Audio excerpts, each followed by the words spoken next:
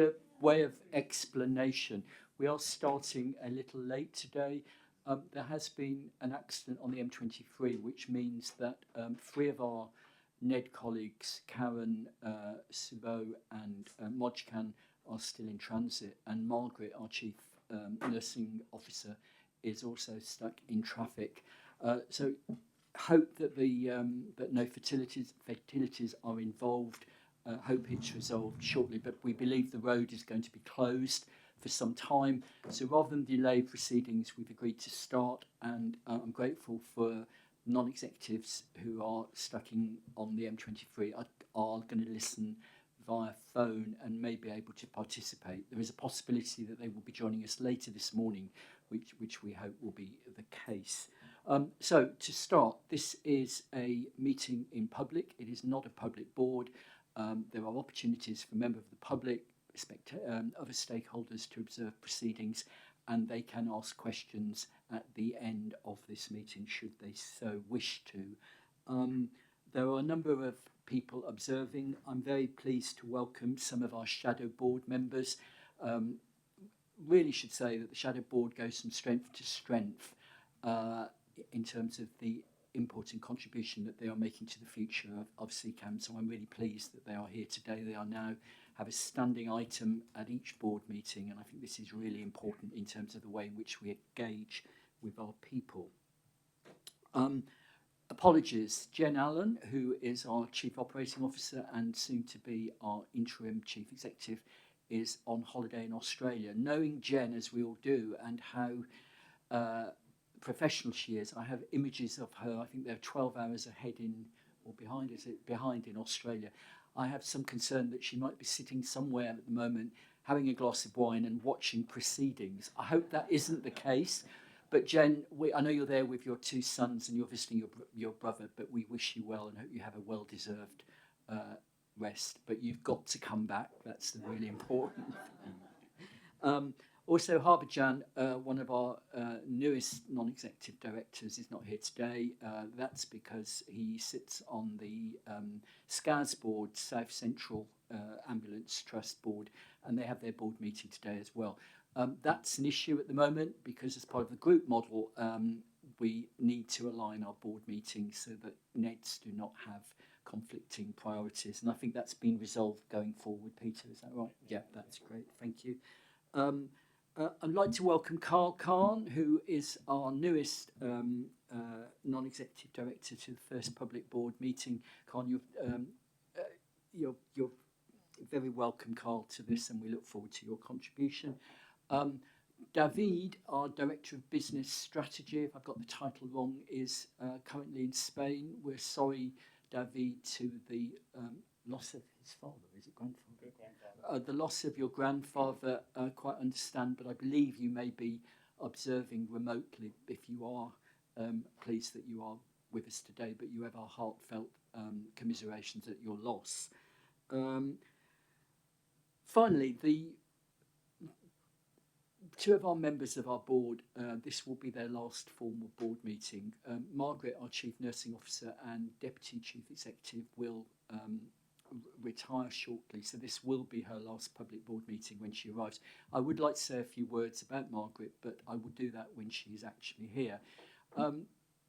Also, very sadly, this is Simon, our Chief Executive's last formal board meeting today. Now, Simon, at the end of this meeting, is going to give us some of his reflections, and I very much welcome that. I don't want to go on too much because there will be opportunities over the next few weeks to celebrate all that Simon has achieved, but it would not be right if I didn't say a few words. And I was around as Senior Independent Director, I think it was it 3 years ago? 3 years ago. 3 years ago. And the then chair and I interviewed Simon for the post of CEO. And I have to say, we came out of that meeting, and I remember reflecting with David Astley, the palatable feeling of relief that suddenly we had got a competent chief executive. Now, Simon and I were talking a few weeks ago, and I was saying about competent. He said, "What? Only competent?" So can I correct that and say super competent in terms of what? For those of you who've been around as long as I have, and Janine, Peter, and I are probably the longest serving members of this board at the moment. Um, CCAM has had a very checkered history. I think we've had ups and downs. And we are so grateful to you, Simon, for what you have achieved during your tenure as Chief Executive. As we go through today's meeting, I think we've got some very good news to say to our stakeholders and the general public around our overall performance.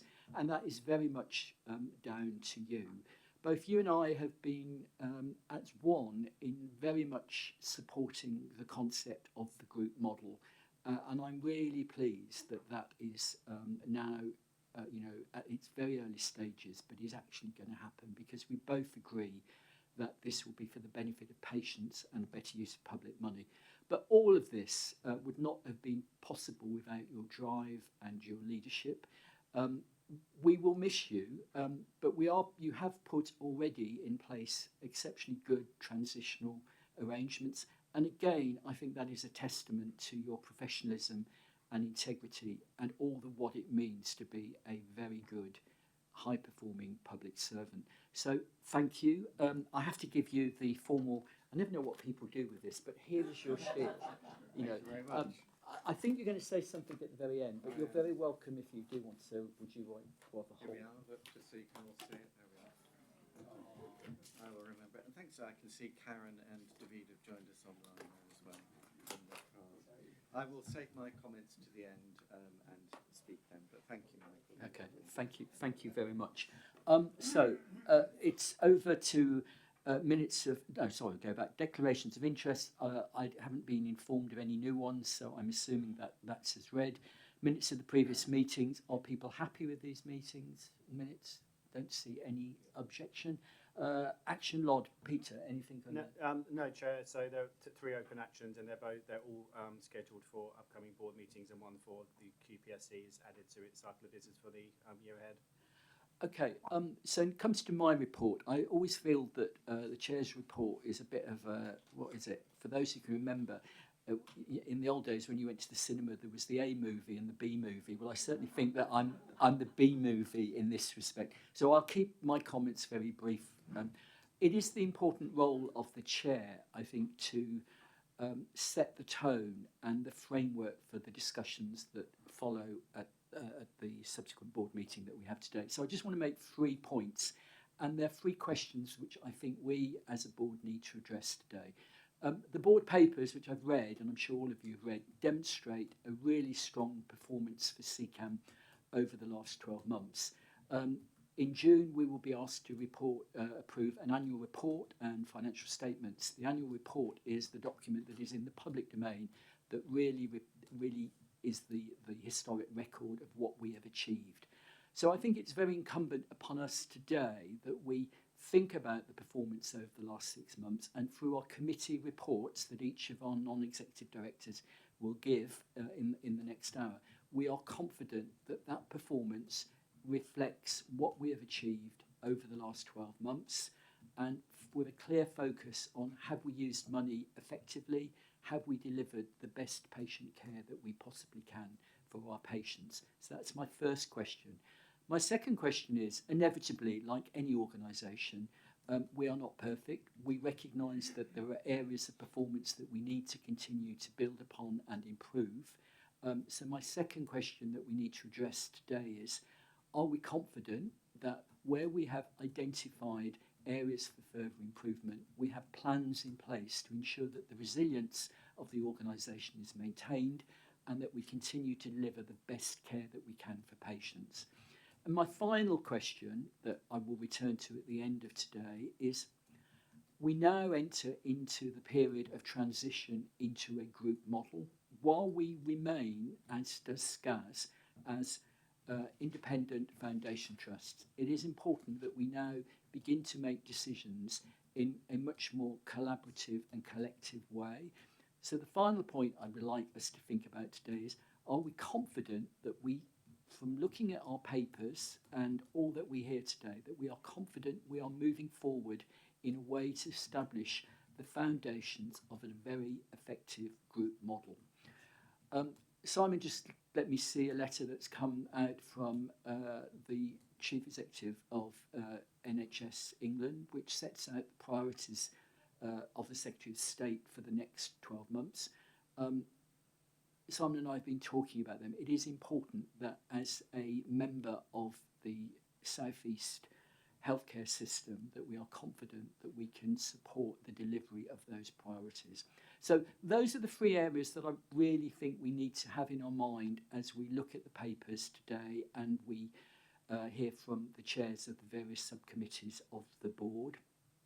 I will return to those three questions at the end of the day to give assurance collectively that we have addressed them effectively. Final point from me is we are now entering into the transitional phase, as I said. The Council of Governors of both CCAM and SCAS have appointed a new chair. I cannot say who that chair is at that moment, but we will be able to release the name, I think, in the next 48 hours or beyond, or possibly, maybe later today. I'm always being a little bit cautious there. I have met this individual and I think this is really, really good news. I think the person, once it is announced, will bring incredible insight, drive, and with a real focus on patients and will be a great addition to the history of CCAM and all that we do for patients. The next piece in the jigsaw is the appointment of a new chief executive. And the appointment panel will take place in the middle of April. So as Simon says in his Chief Executive report, we are very confident that by the end of April, the two organisations will have a joint chair, or we have that already, and a joint Chief Executive. So it's a very positive outlook going forward. That's all I wanted to say as my chair's report. I'd now like to turn to Peter as the chair of the Audit and Risk Committee to give us an update on your last meeting. Peter, over to you. Thank you very much, Chair. The Audit and Risk Committee met on the 19th of March. It was well attended and we had lively discussions. All my committee members actually confirmed there were no internal control issues on the other committees either, which is good news. We had our internal auditors, BDO, come in and give us some updates on the various audits. I'll just give a high-level flavour of those. You'll have read the papers in detail yourself. So they did 4 audits. We discussed the IT asset management audit. We got a limited assurance on that. However, we actually asked for this audit to be done because we knew there were areas of improvement and we wanted to have clarity on the way forward and an action plan that we could actually use to drive that forward. And we got that, and I can also assure the board that an action plan by Nick, the CDIO, is in place to develop an IT asset management strategy, which actually aligns to our CCAM strategy and producing and communicating a comprehensive IT asset life cycle plan as well. So that is in hand. I don't think we should get hung up on limited assurance, but see it as an opportunity to drive that agenda item forward. We then had an audit on station visits. We got substantial assurance on that. It focused on medicine management, so that is wonderful. And we also congratulated and thanked Mrs. Korb, the chief pharmacist, who's driven an agenda in that area. On financial systems, we got a substantial on our budgetary control and a moderate on effectiveness of controls as well. So a bit of work continues on budget setting, but again, within Simon's area, a big well done on that. And then there were a couple of further patient safety incidents response framework, where we got a moderate and a substantial on the management of violence towards staff reports. The final thing that our auditors did for us, they did an advisory review on emergency responder scheme. Advisory reviews are not audits, they're merely actually, we had a look and we think you could approach this a bit differently or have a look at this. So the conclusion from the report there was that the scheme didn't improve response times, but they also felt that the pilot scheme was maybe not quite set up as effectively as it could. But the committee actually acknowledged that we have passionate volunteers who do a really good job. And we will now have a look at the recommendations of this report to see how we can wave their recommendations into further improvements. On the risk management side, we assured ourselves we have a risk management and reporting process that's very effective, especially with the other board committees as well. We had a quick look at the risk appetite framework, and again, that's in a good space. It needed a bit of tweaking here and there, and that will happen in Q1. There were no further issues on single tenders, declarations of interest either, and on counter fraud, good progress is being made against the work plan. So again, no issues there. We then moved on to our external auditors. Bishop Fleming, you'll remember we appointed those just before Christmas. They're doing the audit for 25-26. Again, that is going well, and they assured us that we will meet the 26th of June deadline for getting our accounts all audited, so that's good as well. We then had a look at the Data Security Protection Toolkit, which you may know as DSPT, also now renamed the Cyber Assurance Framework. That's a thing we have to fill out every year in the NHS. And again, a lot of work is going into that area, and at the moment in the executive team are looking at things on a weekly basis to make sure that the work plan and actions will be delivered in time, because we have to get this over the line by July as well. So to summarise, I'm very happy with the direction of travel, where we're going. We're focusing on the limited IT audit at the moment. That's no surprise on that. We're keeping a watchful eye on the DSTPs. And again, as I said, we had good attendance and engagement in the meeting, which is pleasing. And I'd also like to thank Peter Lee and his team for all the support that I get to get the papers out as well. So that concludes Whistle Stop Tour, Chair. Thank you. Thank you, Peter. Any questions, please? Anything? Okay, can I have a few questions? I'm sorry, you've got a chair who's an auditor and accountant. So, new auditors, are we happy with the audit fee? Have we challenged the audit fee? Because my experience across the sector is everybody's putting up their fee. They're sticking to the audit fee that they quoted. Okay. So they're not moving away from that. And yes, I have challenged it, just Okay. making sure that it's aligned with what the bid said at the start. They are not going to audit our charity accounts because that's being done separately. So we're saving £5,000. Who's doing the not having charity them. accounts? So I don't know. I'll have to ask Simon on that. Okay, that's good. That's good. So that we're supporting. Okay, quickly run on. I've got one other question and two other questions. Of course. So the audit opinion covers our financial position, but also under the statute they have to do a VFM opinion, which is all around. Are we effectively? Now, last year we got a positive, which was the first time for some time. Are we confident that there's nothing to suggest that there'll be any downgrading of that for this year from what they've told you so far? Positive. The feedback we had from BDO was that they've done an initial rating, if you want to Okay. call it that, and it's in old money called a moderate, which is good. They also told us they've never ever given anybody a substantial, so there we go. Something to aspire for, but clearly out of reach. So again, there was nothing from our auditors that indicated that anything could really wobble or Okay. fall off the truck. Thank you, Peter. And then my final one, really for Nick. So, the limited assurance on digital, not unusual. All right, I agree with that across the wider sector. But when I go to Bath Risk 7, it says 2 successive digital strategies have been approved but have not delivered expected benefits. And we had the really good presentation at the board development last month about AI and what we're doing. I suppose my question, Nick, how confident are you around this digital strategy? Because it's going to be so really key as part of the group model. If we don't get the digital right, and I know we're going out for the CAD and all of that, I don't want a detailed response, but it just worries me when I see limited and I see words like, well, we haven't delivered 2 strategies yet. How confident are we really that can the board be assured that we are going to see some benefits in this space? So, no, good question, Michael. First of all, just the context for the IT asset management audit. Joining the trust a year ago now, a year ago yesterday, shocking. It was very apparent that there were some gaps in controls in that area, and I asked BDO quite early on to investigate that. I think the audit's been very helpful. It's highlighted and enabled us to dig a bit deeper into some of our processes. So the audit response wasn't unsurprising, but it's allowed us to the formality of creating an action plan around that. So I think that was helpful.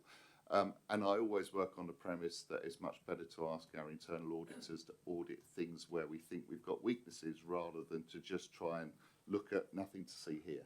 So that was the context.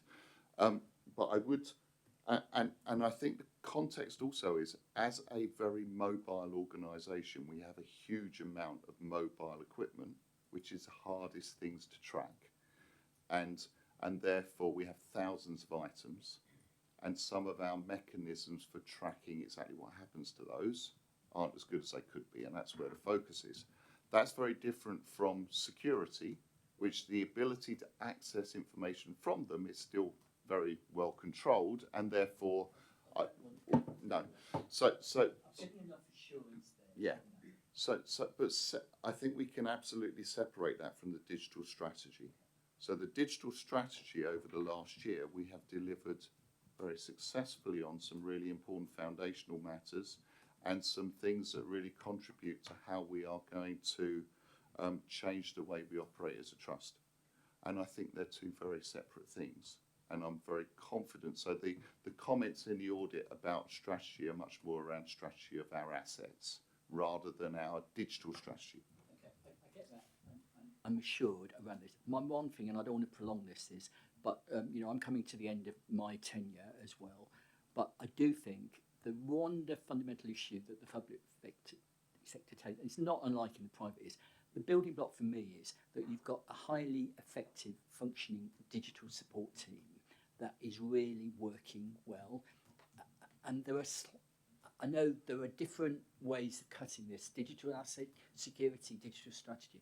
That's something, and it's not a reflection on the people that we have in the organisation who I do really good, and I don't want them to be listening to me and feel I'm criticising them. I'm not. But I do think we need to up our game in that space, in having the right capability. You're giving excellent leadership, and I think that's some level of assurance that you're going to have to give over the next 6 to 12 months in that space. But do you want to come in, please, Suzanne? Thank you, Michael. And yes, we discussed it in detail at the Audit Committee. Nick and I discussed it outside of that briefly, and then we also covered it in the Finance and Investment Committee, because effectively Nick with the team will come back with a plan where we'll have oversight in our committee. But exactly what you said about the people and the culture and the ownership of it, that's something that we're very aware of, I think it's fair to say. Thanks, Michael. Yeah, just to reassure the board that I think the understanding of our breadth of skill and capability, so we have some good staff in the organisation, but we weren't set up in our current structure to deliver some of the fundamental things we need to move forward, such as enterprise architecture and a greater depth in cybersecurity. So we are going through a restructure process over the next few months, and that will enable us to add some areas of competence that are the gaps that we feel are necessary to deliver the strategy. Okay, and this is my final point on this. Key, and I will say this, absolutely key, is the group model success is that we get really strong synergy between our two organisations in terms of our structure and how that will operate going forward. NHS, I'm quite happy to go on it, consistently gets this wrong, and the public need to be served better in this space. And I would say that to NHS England if they were here today. Paul, did you want to say something? Yeah, no, over the last year, we've definitely raised our game an awful lot. We're talking about things like enterprise architecture. When you look at the papers today, the links between the strategy and digital enablement are stronger than they've ever been. And the other thing we should bear in mind is there'll never be enough resources to deliver everything we want when we want it. So we have to prioritise things. And again, good steps forward have been made. I mean, Jen's chairing the prioritisation programme. You know, so it's work in progress. It'll never finish, but we're in a much better state than we ever have been.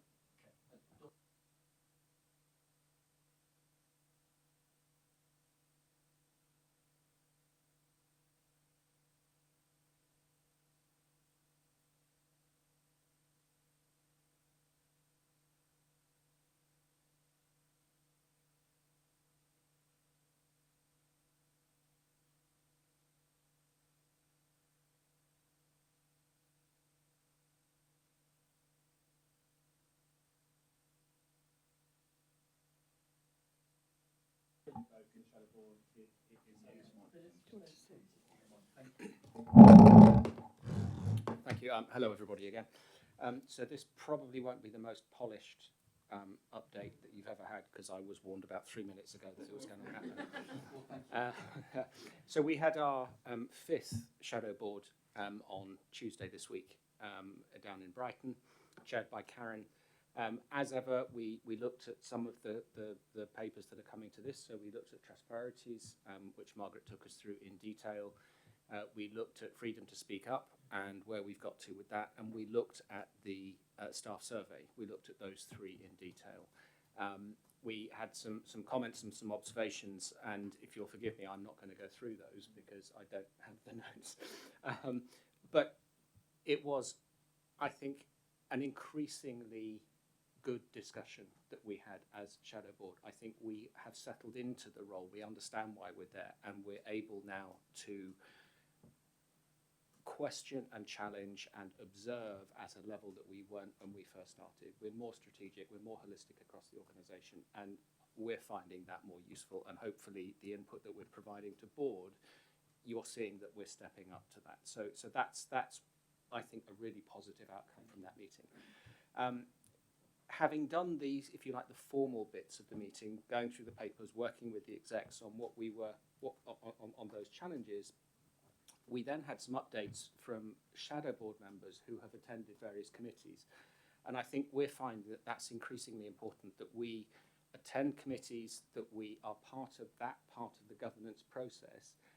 And I thought it was really exciting that in our meeting, 3 or 4 shadow board members were coming and saying, and this is what we heard, and this is how we participated in that meeting, and this is how it fits into what we're talking about.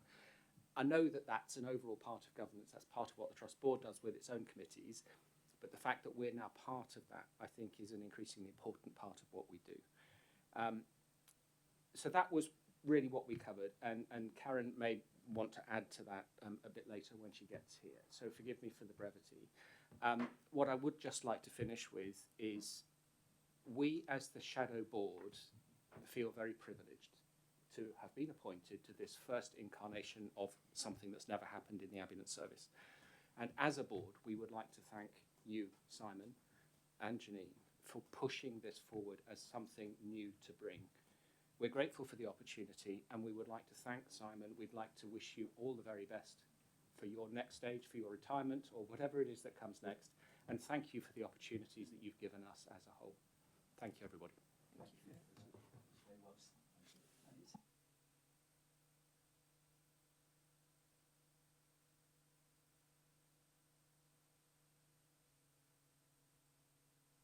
I'm going to indulge myself slightly as it's my last board by this is the time of year when obviously we count up the scores on the doors on a variety of different things. And although we're looking at month 11 performance, we've just turned the year, we're meeting literally at the end of the year in which the point in the year where we count up performance. So I wanted to start actually with a huge thank you from, which I think needs to come from all of us to the entire organisation, because this year we were asked to deliver a C2 mean of 28 minutes 19 seconds as part of our national ask.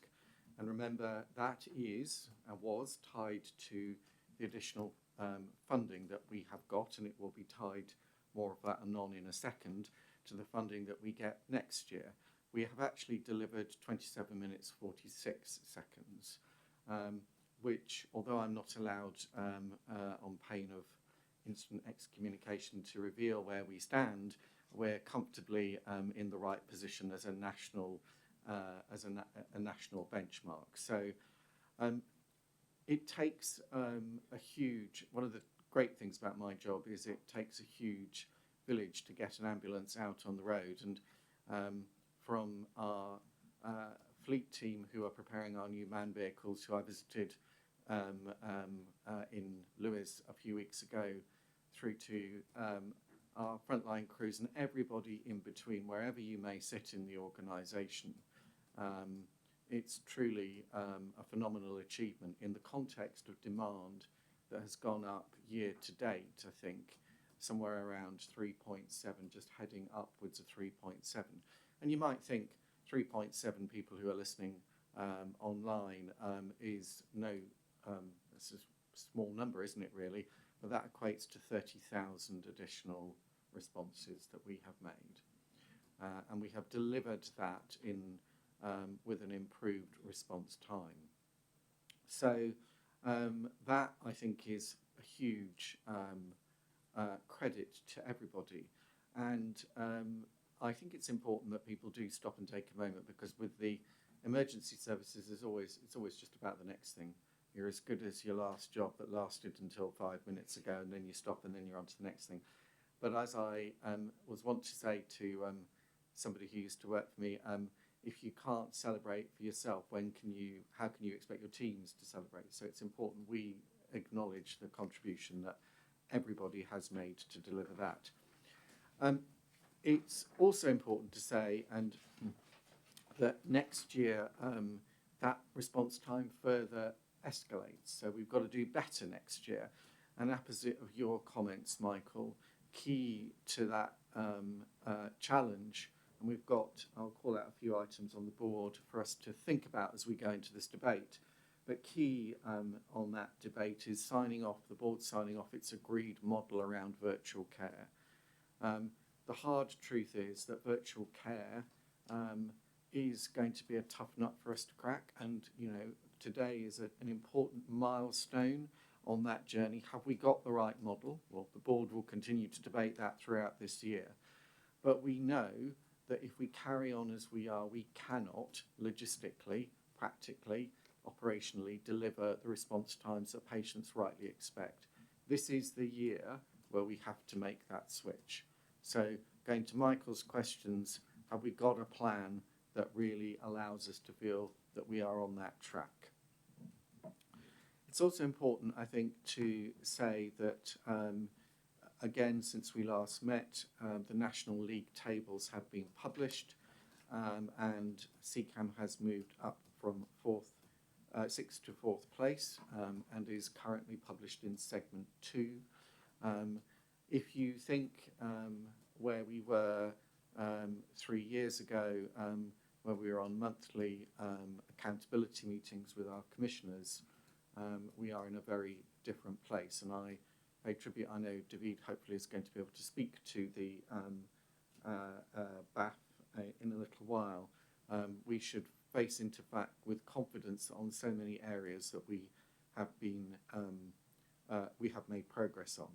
And the BAF is the second item I'll draw attention to. This is the moment at which we face forward into the year and we sign off our strategic priorities. 2 other things from me. The first, I think, it was great to be part of the recent Ambulance Leadership Forum, and I want to note a couple of things here. The first is that we had an opportunity to present our shadow board. Janine discovered her inner presenter on the national stage and did a great job, but also was supported by 2 shadow board members who I think were both inspirational in their reflections on the shadow board, Peter Stone and Simna Hull, and it was literally standing remotely. This is a model of engagement that we need to continue to promote as we go into the year ahead.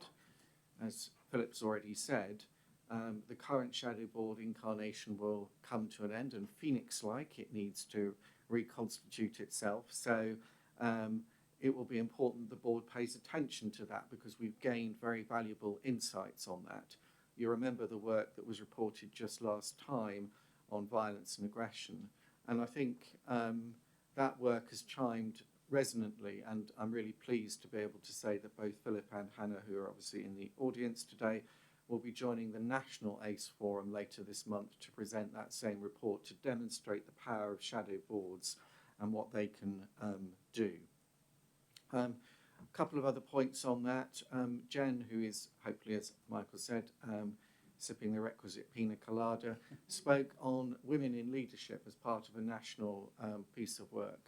I just wanted to draw attention to the fact that although it's not yet in the board domain, some of the recent data that we've seen on pay disparities points to the fact that while we have made progress on both disability and ethnicity in terms of our pay gaps in quite positive ways, the biggest pay gap that we still have in this organisation sits between men and women.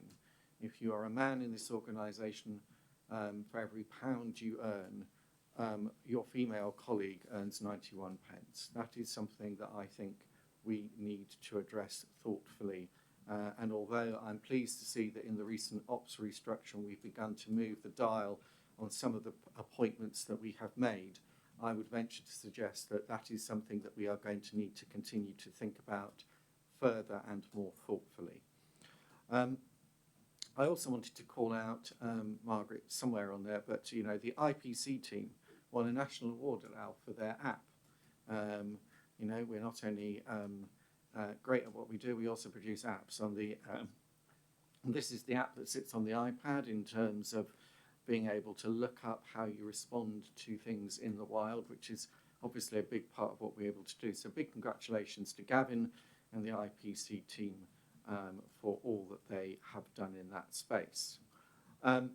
On planning, we are in a good spot. Not only did we outturn the year in terms of our delivery, we also have hit our financial targets. So in terms of facing into the year ahead, and we will talk to this in a minute, the phrase that we've used around the executive table is that we have a plan that is absolutely challenging, but we still believe is deliverable. Many organisations have lost the ability to influence their headwinds. We have not. And therefore, it is important that although the board should be curious and rightly so about the things that we face into, it's the belief of Simon and I that we have a plan that we can deliver. And if we do deliver that plan, we can look into 27-28 with confidence. I want to end today just by noting one more thing. As Michael's already said, we face into now a period of transition. Both of us believe, I believe, that the group is absolutely the right thing to do. So I'm delighted, and I've also had the opportunity, although we can't publicly comment on it yet, to engage with our chair designate. I think we've made a very strong appointment. I think we can and should look forward to the appointment of the chief executive in mid-April, and therefore I think it's a good place for us to be able to say at the end of April that we have a chair and chief executive designate. The opportunities are legion, and in fact the opportunities are the things, sequencing the opportunities is actually going to be the biggest challenge, I think. I'll highlight three. I think, as Michael said, it's imperative that we make progress on the digital integration agenda this year. Imperative. I think if you read the national letter, I've sent it around this morning, it talks about the rollout of ambient voice technology. We have promised ourselves for a number of years, or certainly the last year or so, that this is something we now need to do. I would signal to the board we absolutely need to make progress on that this year. We cannot deliver the productivity gains, frankly, unless we do. The second area, I think Richard has led work with colleagues across SCAS on clinical standards. It is instructive that our board story today is a service that we are rightly proud of, that is a jewel in our crown, the CCP service. But it is not something that SCAS have, and we, in the current financial context, need to think about how we share the best of both across both. So that work in the clinical domain of how do we share what we both do well, I think is going to be absolutely key. And finally, both organisations have a significant financial hill to climb. Remember that third challenge that I have often talked about, the need to get back to financial balance, getting beneath the skin of our joint money, and really having a thoughtful understanding of what that means and how we're going to position ourselves in a context where we know that allocations are pretty much fixed. Having a shared narrative across the money, a strategic narrative, is going to be an absolutely vital task for the incoming leadership team. That's all I wanted to say. Thank you very much. Thank you, Simon. That's very clear. And you know, again, the achievements of the trust over the last year have been very impressive. And I would agree with you that we have a plan going forward, and that's the most important thing. Can I just add one other thing? I was fortunate enough to attend the conference a few weeks ago, and can I also pay tribute to Janine and the Shadow Board members who spoke? I mean, from what I remember, there was, there were more people in the room than seats, actually, weren't there? There were people who were really, really interested in this, and you did very well. And can I just pick up the lottery? I think it's totally unacceptable to have a pay gap between male and female. This is antediluvian in my... I come from a world where it just doesn't happen, and why is it still going on? This does need to be resolved going forward. But anyway, that's my... Are there any questions of Simon? I mean, it's a very full, comprehensive report. Liz, please. It's more a comment rather than a question. I just want to congratulate everybody on achieving that C2 mean.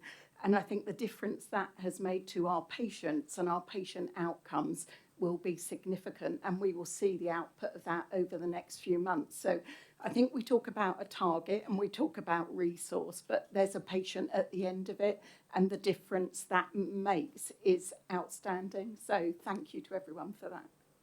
Thanks, Liz. That was very well said. Any other questions or comments on Simon's paper, please? Okay. Again, Simon, really, really excellent. Thank you so much. Really, really impressed by all that you have said there. Could we go on now to the outline board assurance framework for 2026-27? Now, this will set the priorities for the organisation, and it is important that the board has opportunity to comment should they wish. We have debated these quite extensively, but it is really important that we all get behind them. But I don't know who's going to introduce this, Peter or David? So David, on. Good morning, everybody. Can I just do an audio check and see if you can hear me okay? I think you can hear me because I can see someone replying, but I can't hear you. Yes, I get a thumbs up. Firstly, thank you for making adaptations so I can do this whilst away. So I think it's really important, and as Simon has already reflected on the year that we've had, then any member of the public looking at this document that you have in front of you tells you what we will be focused on in the year ahead. I think it's really important. Certainly, the Shadow Board provided some useful feedback earlier in the week around how some of what we will be focused on can be explained, and we will be looking to take this on board through the month of April as we share the priorities for the board and for the service in the year ahead. The first thing to say is our strategy that hasn't changed. Everything that we set out to do back in 2024 when we published the strategy continues to be what this organization is striving to do, and that is portrayed in the document. Perhaps the most important thing for anybody listening is it's really important for us as a service that a meaningful clinical assessment and contact is done earlier in the process so that we can decide what is the best response that a patient needs, and we can provide that more tailored response, referral, and manage activity in a way that means that those patients that really need a physical ambulance response with a dual crewed ambulance get that response in a timely manner. And we will hear a bit more of that from Lara later in the session as part of the board.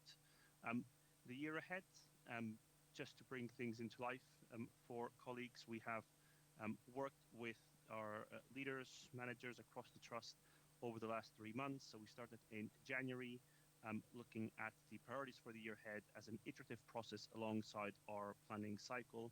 So really three key messages around what our focuses are in the year ahead. The first one, and we will talk about it later today, is the focus on virtual care and how we provide that earlier, faster clinical assessment so that we can provide the best and most timely response to patients, that is the right care in the first time.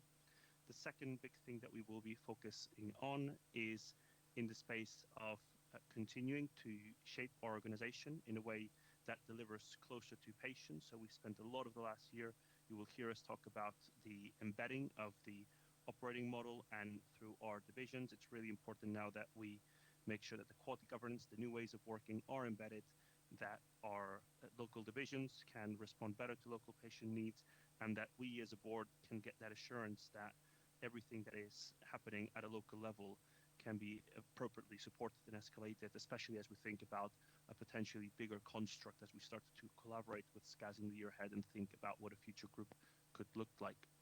And finally, I think we've already talked about the importance of digital in the year ahead and driving efficiency and productivity, given the context in which the NHS finances are currently set. It's really important that we continue to deliver against the efficiency and priority, and digital will clearly have a big part to play in how we think about improving care, not only virtually, but generally across the organization.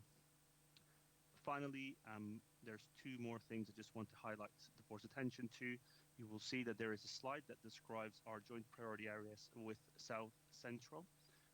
These are 5 priority areas that will start to set the important foundation for the work that we will be doing as a group, and they have been agreed with our strategic commissioners who, as of the 1st of April, will be Surrey and Sussex Integrated Care Board.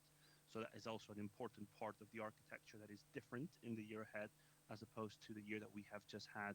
And finally, and I'll let Peter come in and explain what happens next in a second, you will see we also have a more focused and intentional set of proposed BAF risks with rationale for the risks that we are suggesting we close as we close 25-26, and 8 new more focused risks that we suggest we open and start to track as a board in the year ahead.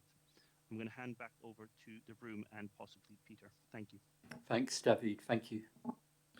Thanks, David. Thanks, Chair. So just very briefly then, just to add what David has said. So hopefully the board, this should look familiar to the board because as David says, this is effectively our year 2, is it, or year 3 of our strategy, and aligns very closely to the operating plan that Simon mentioned earlier that the board signed off in February. The risks that David mentioned latterly are in the pack. We've included also, just for completeness, a paper that sets out our rationale for how we're transitioning from the risks that we currently hold that are in later on today's agenda for the last time. So just to confirm that in the pack today, our board assurance framework, this will be the last version of 25-26 that the board will see. And then from June board, so first of all through the May board committee cycle, the committees will, with their updated cycle of business, will see the start to see the reporting against these priorities in the outline BAF that will then come through to the board in June. So asking the board therefore for now to support the overall priorities that are set out and the risks, and as I say, there's a inform then the board and committee cycle for the year ahead. Okay, thank you. I just want to open it up to questions, but I want to try and do this in a structured way. So the first question I want to go to is to Peter as chair of the audit committee. This will influence our approach to risk going forward. Can you confirm or not that your committee, you are happy with this going forward? I think this is the right direction of travel. Okay. So we'll have to right direction of travel. We'll have to reshape our risk register in line with this. Okay, thank you. And can I ask Karen? Karen, I'll let you come in one moment. Can I just go round? I promise I won't miss you out. But I want to go to the chairs that are here. So, please, Chair of Finance Investment. I just want to be absolutely certain because, you know, as part of our governance structure, you will look at these priorities going forward for your committee. Are you happy with what you've got here, Suzanne?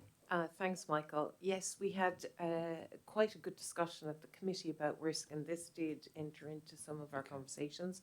I think it's a very strong piece of work. I welcome a wider discussion around the risks, but in principle, this is an excellent piece of work. Okay, thank you, Suzanne, for that. And Liz, from a patient quality perspective, are you happy that we are focusing very much on the right and that we will continue to deliver benefits for our patients? Yeah, I think we were very confident around this and the future clinical strategy going forward and how we now start to embed that in the 26-27 operating plan. I think there was still some uncertainty about the joint working, but huge progress has been made on that. But it needs to take that leap going forward to deliver significant benefits to our patients.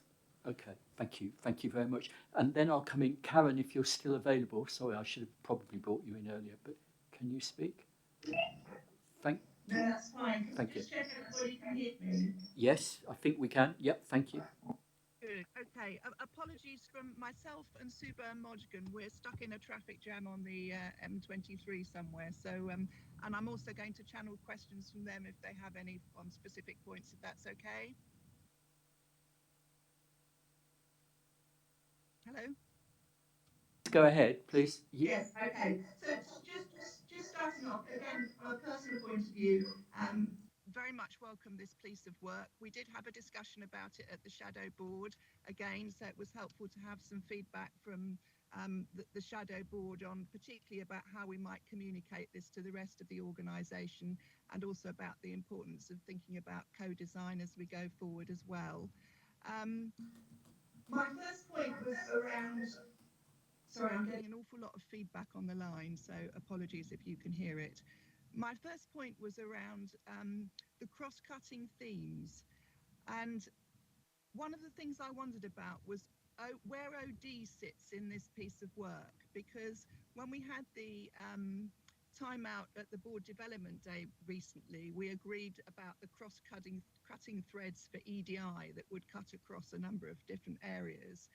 And I think Kavita made the point that it was really important that that sat within a programme of OD, because if it didn't, we'd miss opportunities for improving design and policy and thinking about practice. And I wonder if that could be brought through a bit more strongly, in particular around the area of risk. And again, I've got some more detailed comments, but probably it's better that I take those off to the side on that. But just in terms of strengthening that component, if people agree that that might be useful.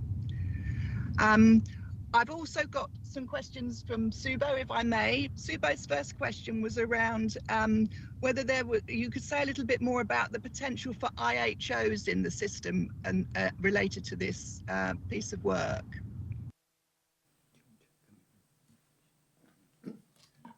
Let's see if we can compare a complex discussion. David, I know you particularly have led on the second question around how we're going to reconfigure. So could I ask you to pick up the IHO point, and then we'll go to Sarah for the OD point.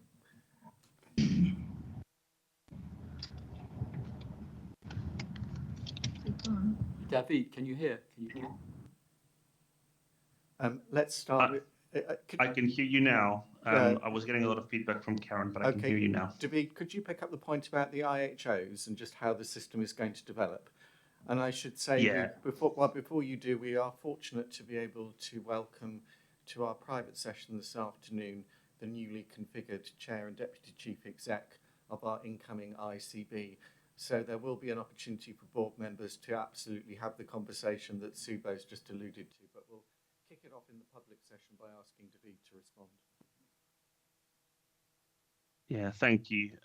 So just from members of the public, IHO's Integrated Health Organization contracts, it's a new model of contract that's coming online as part of the 10-year plan, sitting alongside the single neighbourhood contracts and multiple neighbourhood contract models. I think, Karen, we don't know enough about what these models will look like, and there's multiple dynamics for us to navigate, as I mentioned before.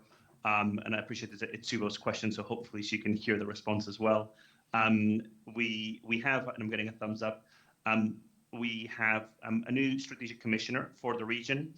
And there are certain conditions that IHOs, organizations, so this is essentially a population-based contract that would be held by large organizations and will essentially take on some of the commissioning functions and managing of the contracts and the services.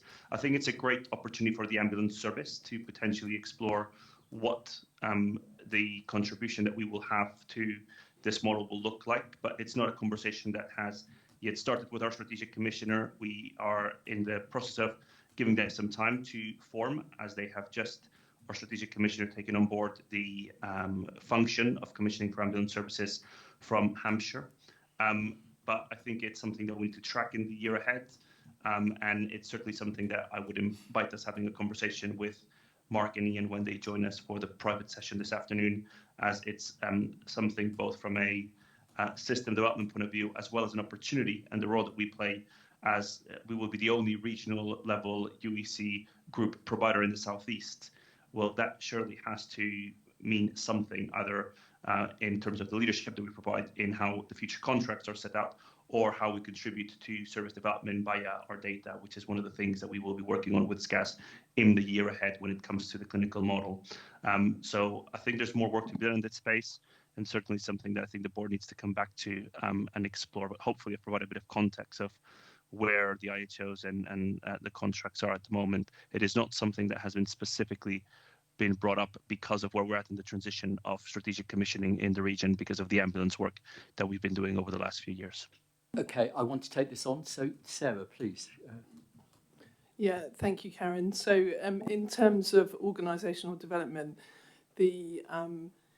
our people enjoy working at CCAM. So, if you look at the strategic sort of transformation plan, what it builds in, so when we're talking about embedding the organisational operating model, very much within that is the OD plan and support. So, it's not just about implementing the new structures, it's also about ways of working. So that's very much built in to that objective. So we would expect to be having discussions around how that divisional structure is embedding. Indeed, when we went to the Shadow Board, I think one of the questions that they had for us was, how do we know that the new operating models and divisional structures are delivering what we expect them to do?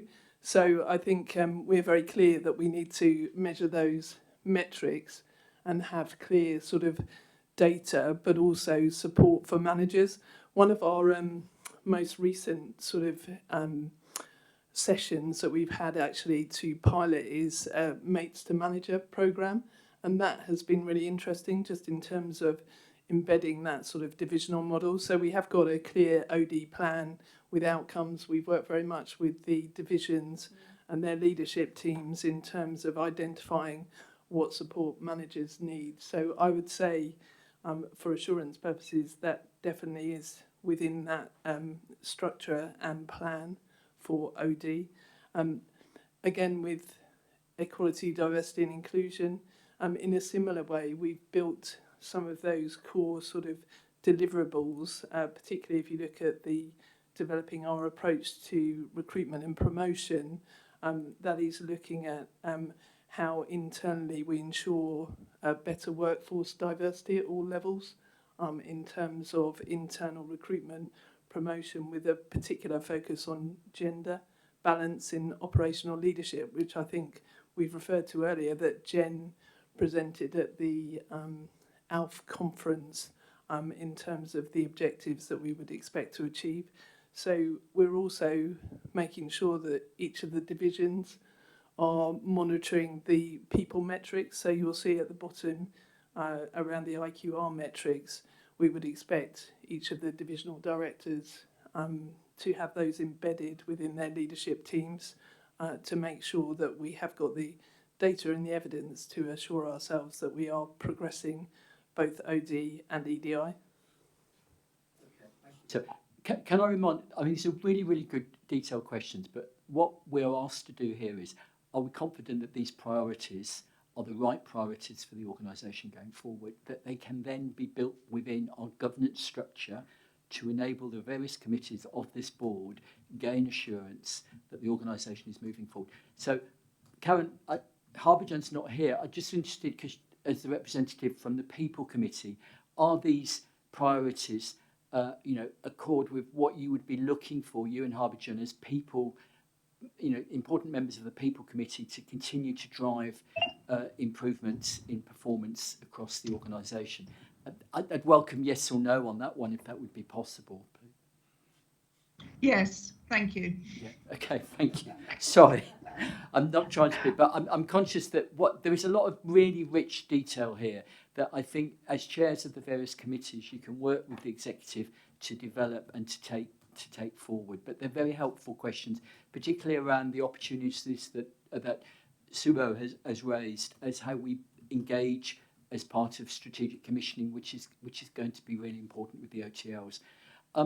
I do think there's another issue that I did pick up there, which I thought was really strong, which is around the communication and how this is embedded throughout the organisation.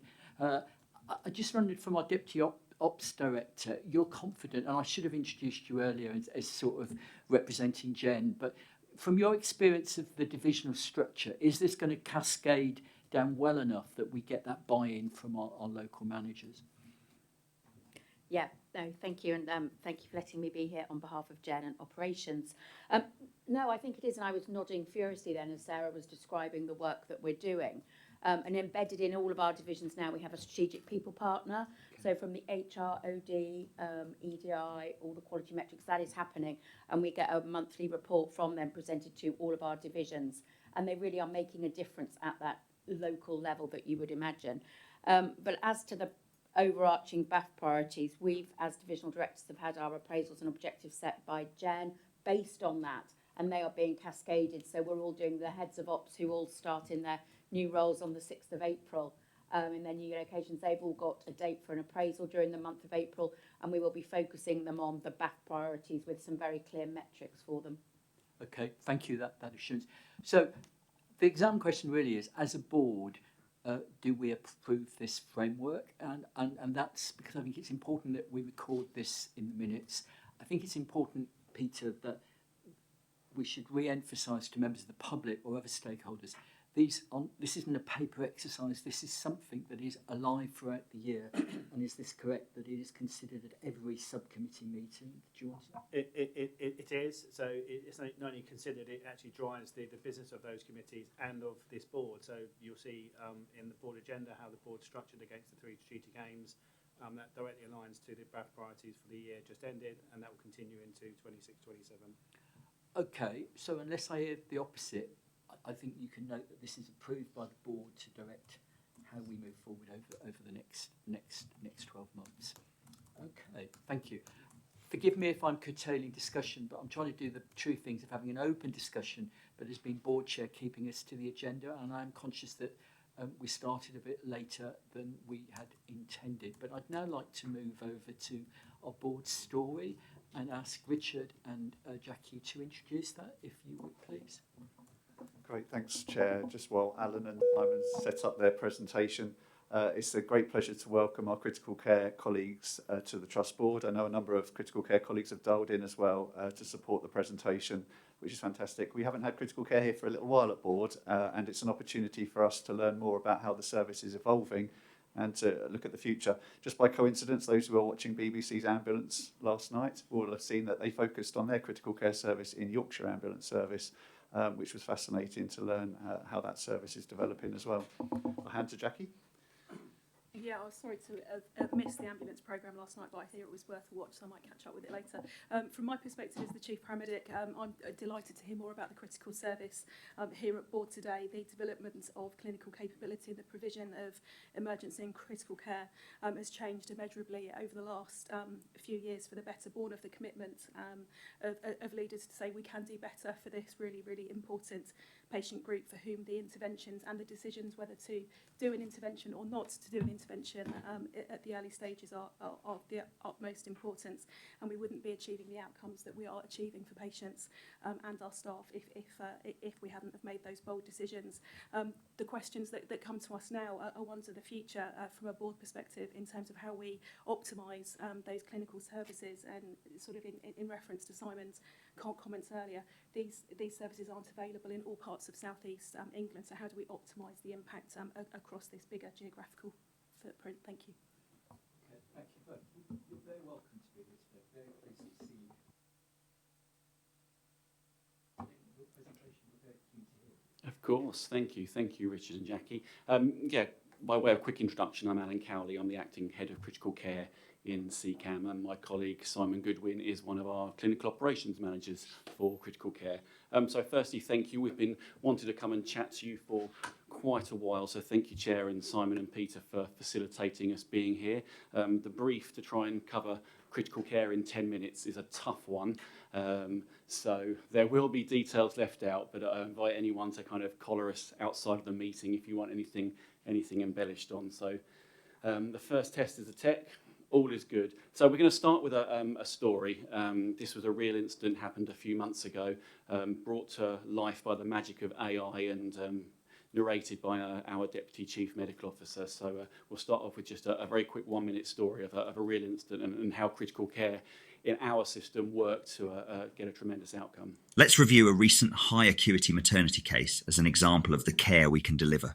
The situation involved a mother with a severe postpartum hemorrhage and a newborn who wasn't breathing. It started with a 999 call for a home birth, initially triaged as a standard Category 3 response, but a desk-based critical care paramedic identified a higher risk and proactively dispatched a specialist team.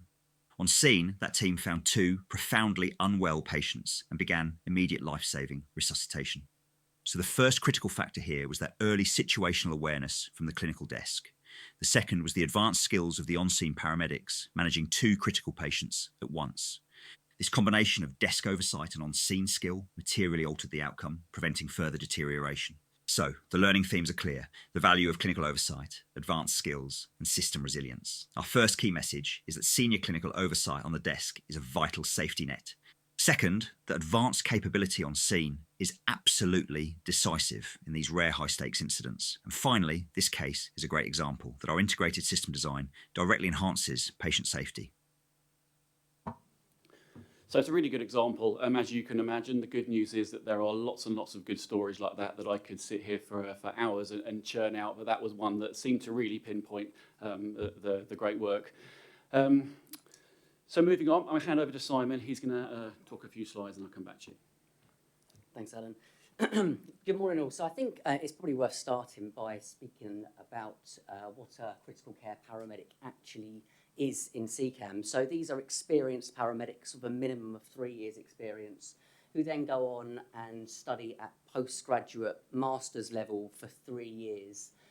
They do get a change of practice after the first year, so we do see CCPs out on the road practicing independently after year 1, but they then go on and complete a 2-year process to gain a master's.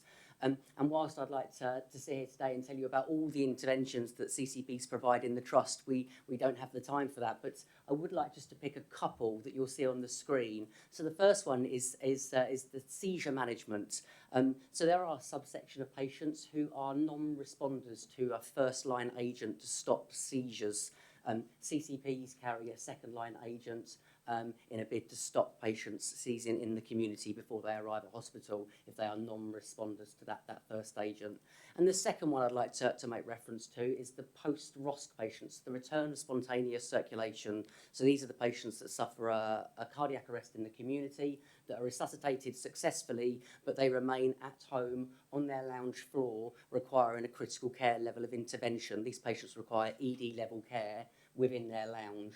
And this is something that critical care paramedics can provide to these patients to optimise their physiology and their transfer to hospital. And I could talk around the interventions a lot more, but as I say, we don't have the time. But intervention aside, it's really important to note that whilst a CCP will arrive with a bag full of drugs and a bag full of kits, actually that's not what critical care is about in the most part. Critical care is about providing senior decision making for patients around the type of care they're to receive in the community, the type of care that indeed they shouldn't receive in the community, and the type of hospital that we take these patients to optimise outcomes. And that actually is what our CCPs do on a daily basis. It's not about the drugs, it's about the clinical decision making.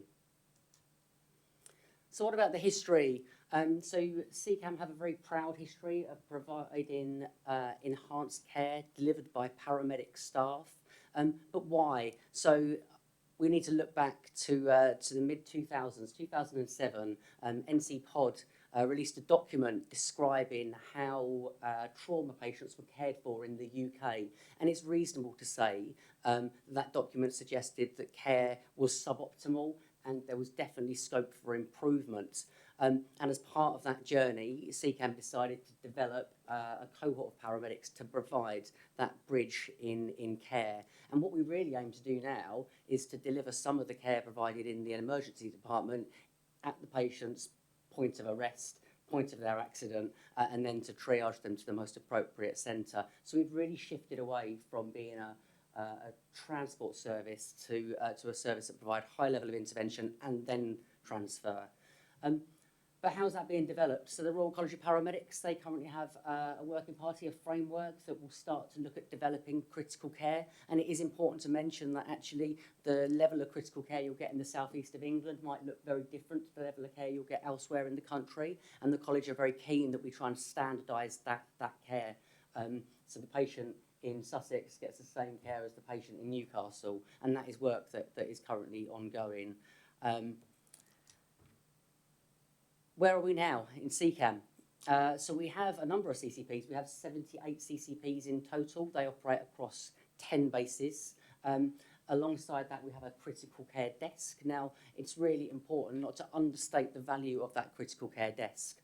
So we have a desk that is in our emergency operations centre that is staffed by a CCP, and they are available to dispatch CCPs. They're available to provide remote clinical advice to ambulance crews out in the community that need support, and they are available 24/7. That is a very, very busy desk. The other important thing that the CCD does now is we look to prioritise the Category 2 calls. So if we can see a patient has been sat in the community waiting for an ambulance with crushing central chest pain, they're sweaty, they're pale, the CCP will prioritise that patient above a Category 2 patient with maybe a cut that is amenable to simple first aid measures, that type of thing. And we are seen as a sector leader in terms of both scope and governance. So our CCPs are governed very heavily. If they provide a CCP level intervention, that case is quality assured within 24 hours of the intervention being provided. I think that's something that we should be very proud of. And we've been involved in shaping critical care across the UK for some time, actually, and a number of us have spoken at various different conferences and at various different trusts about how it is we've achieved what we've achieved within CCAM. And I'll pass you back to Alan. Thanks, Simon. So we need to kind of move on to the challenges and acknowledge them. So this slide, I don't know how well you can see on the screen, but it's really to represent the tension between what we put in at on the lounge floor or at the side of the car crash, and then what comes out at hospital on the other end. Now, clearly, it's down to us to provide these specialists at the left-hand side of that screen, but we don't necessarily see the benefit on the other side. We don't see the savings in rehabilitation, the savings in the community care. There might be a few indirect savings around someone not calling us back quite as much or something. And so I think we know from medical literature, we know from our evolving evidence base that quality early care equals good outcomes. That's pretty binary. But is it fair that we do the first bit and someone else gets the benefit at the other end? So I think one of the big questions we need to look at, how can we support you in having conversation with commissioners that recognise that the investment by us benefits the rest of the system elsewhere? And another conversation that might be part of that is that care best done by a small specialist workforce, which is the kind of the medical model throughout hospital, or is there a way to do a broader uplift of the general workforce? And I've got my opinions, we haven't got time for them, but again, it's a discussion to be had.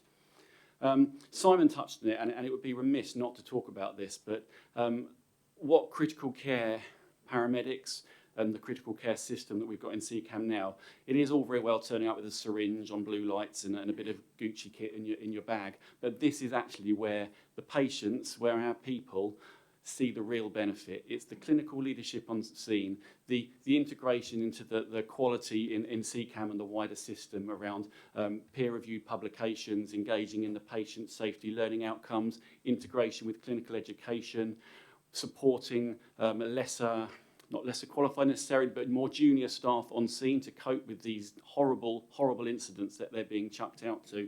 And as Simon says, we work with a lot of the international systems who kind of lean on us to see how we've developed. So we talk about system benefit in a monetary term. This is where we can see it in CCAM. And, you know, we've got great patient outcomes in this trust. It's not a complete fluke, you know. We've got one more slide after this, but we just wanted to give one more minute to an external stakeholder. This is Dr. Duncan Bootland, who's the medical director at our local air ambulance service, who just wanted to have a little bit of input. So I'm going to let him speak, and then we've just got a summary slide, and I know we'll be over 10 minutes, but we won't be far off. Hello, I'm Dr. Duncan Bootland. Speaking as both an MTC emergency medicine consultant and as the medical director of air ambulance charity Kent Surrey Sussex, I've seen both first-hand on scene and from a system perspective the value that CCAM's critical care paramedic programme brings to patients. It's well recognised that survival and recovery from critical illness or injury requires a chain of survival, requiring early expert resuscitation and transfer to the most appropriate receiving hospital. Development of the skills to provide this level of care comes only from specialist training and regular exposure to that patient cohort. As the regional air ambulance, we bring that skill set to a proportion of patients, but the critical care paramedics allow this to be available to a wider number of patients, often an even earlier point in their journey, at times providing the bridge before the air ambulance teams arrive, and at other times being fully capable of delivering all the care needs for the patient. In my discussions with other air ambulance medical directors around the UK, the CCAM CCP programme stands as an exemplar of its kind, and something that many regions aspire to. So this is really a summary slide and looking forwards. I mean, where are we at? We, and that is you have a service that delivers excellent critical care, possibly amongst the best in the country, and we should be very proud of that. We've championed ourselves throughout this presentation, and rightly so, but we're not naive. All of our CCPs are Team CCAM. A successful CCAM is ultimately where we all want to be. And so we know the challenges that lay ahead, both financially and moving into a group model. Those that do know us hopefully realise that challenge and scrutiny we like. It's how we've got to where we are. We don't want to shy away from it. We want to be challenged and we want to be scrutinised. So we should see that as positive. We know that staying the same right now isn't an option, and we've got to work out, and as we touched on earlier, about how this limited resource is directed to the areas of greatest benefit, and now that's going to incorporate another big slice of the south of England. So I guess, what are we asking from you? What are we hoping for? Well, clearly we need to continue working with SCAS to understand how that's going to move forward, and obviously Richard started some great work there. I think we need to commission some kind of very robust review to help shape the future of commissioning of critical care services across the south, and to really help us support the conversations that you will have with the ICBs. And as Simon touched on, we need to continue contributing to develop a narrative in the national sector around the standard of critical care, whether that be with our Royal College or with one of the other external stakeholders. So proper whistle stop. Please come and ask us questions outside of the meeting, but thank you so much for inviting us along, and over to you. Thank you very much. And and you said you went over, but I thought it was very clear and summarised. So thank you very much for that. I'd also say your point you made. It's not a fluke that we have good health outcomes. I would really recognise the contribution that's been made, and I'm very impressed by everything. And thank you also for your honesty and candour, because resources are limited, and we need to be absolutely confident that we're in the right space. I think I've got some views about how I think we need to take this forward, but I'd just like to open it up to questions, and particularly from Liz and Margaret. Welcome. Thank you for getting here. You may have questions as well. Thanks, and thanks for a great presentation. And I think for board and the public, I don't know if everyone realises we actually deliver more babies than the average NHS trust. So the demand on us for maternity skills is huge. But thank you to that. I guess my question is, going forward, we've got changing demands on our CCPs, particularly around palliative, end-of-life, mental health. And I think it was demonstrated on ambulance last night, the amount of time. But I've also, when I've been out, seen the relief on crews when those red epaulets turn up. It's like, all the additional interventions you can bring. How do you see the CCPs bridging our offering with our critical care patients and the rest of our community services? Because it's such a challenge at the moment, isn't it? It is a real challenge. And I think you nicely described a lot of what we do bring to scene often is the hand on the shoulder stuff, which is so much more difficult to measure. But I think as perhaps this new clinical operating model works forward, where we're going to have the area clinical leads dotted amongst the divisions, I think that will hopefully span some of this hand on the shoulder stuff and mean the hand on the shoulder can be a little bit more remote from scene. It should also allow us to embed a little bit more in the community stuff and perhaps have a voice when people are meeting with those different partners. So I don't have a 100% nailed on answer, but I think the new model may open up some avenues with that. And Lara's nodding, which is always encouraging. Okay, thank you for that. I'll go to Margaret and then Simon. If you... Thank you, and thank you, Alan and Simon, for that. I'm glad I got here on time for it. I think it's just worth reflecting with the board that I have seen a difference in the offer that the CCPs bring since the CP desk was started.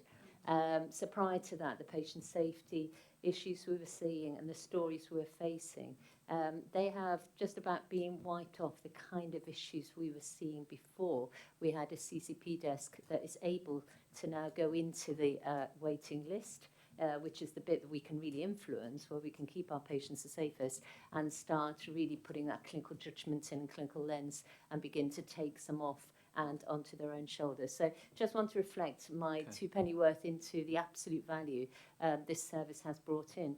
I do, though, recognise that it is time, the board, so I completely support, Alan, the idea of a commissioning a review and doing that with the lens of the group model coming through. Because this is a team that has had a bit of a cloud over it for all the years I've been here. There's been a debate to and fro. Have we got too many? Have we got enough? Should we be doing more? Should we be doing less? And I think it's time that we got to a position where, as an organisation, we can be absolutely behind, all be advocating and evangelising for the service. So I certainly welcome that suggestion. Thank you, Margaret. Simon. Thanks, Michael. I mean, really good to note the positive impact that CCPs are having on patient outcomes. I suppose my question would be, having been on the commissioning side of the fence and with commissioners in the room, I'm looking at maybe some of the national outcome measures. So C2, yes, it's framed in terms of time, but we often forget that we're currently at 27 minutes. We should be operating at 18. And time is a factor in safety and quality of outcomes for the broad population. So I think, much as it's easy to think about specific service, we've also got a responsibility to the population as well. So I think there's a breadth there. And I am minded to think about the current economic situation nationally. We know Treasury, Department of Health, Social Care are very, very focused on productivity at this point in time. And again, we as an ambulance trust nationally, an ambulance service nationally, as well as region, have to be really scrupulous in making sure we understand how we are fulfilling our part of that public spending. Okay, thank you. Jackie, and then I'll conclude, please. Thank you.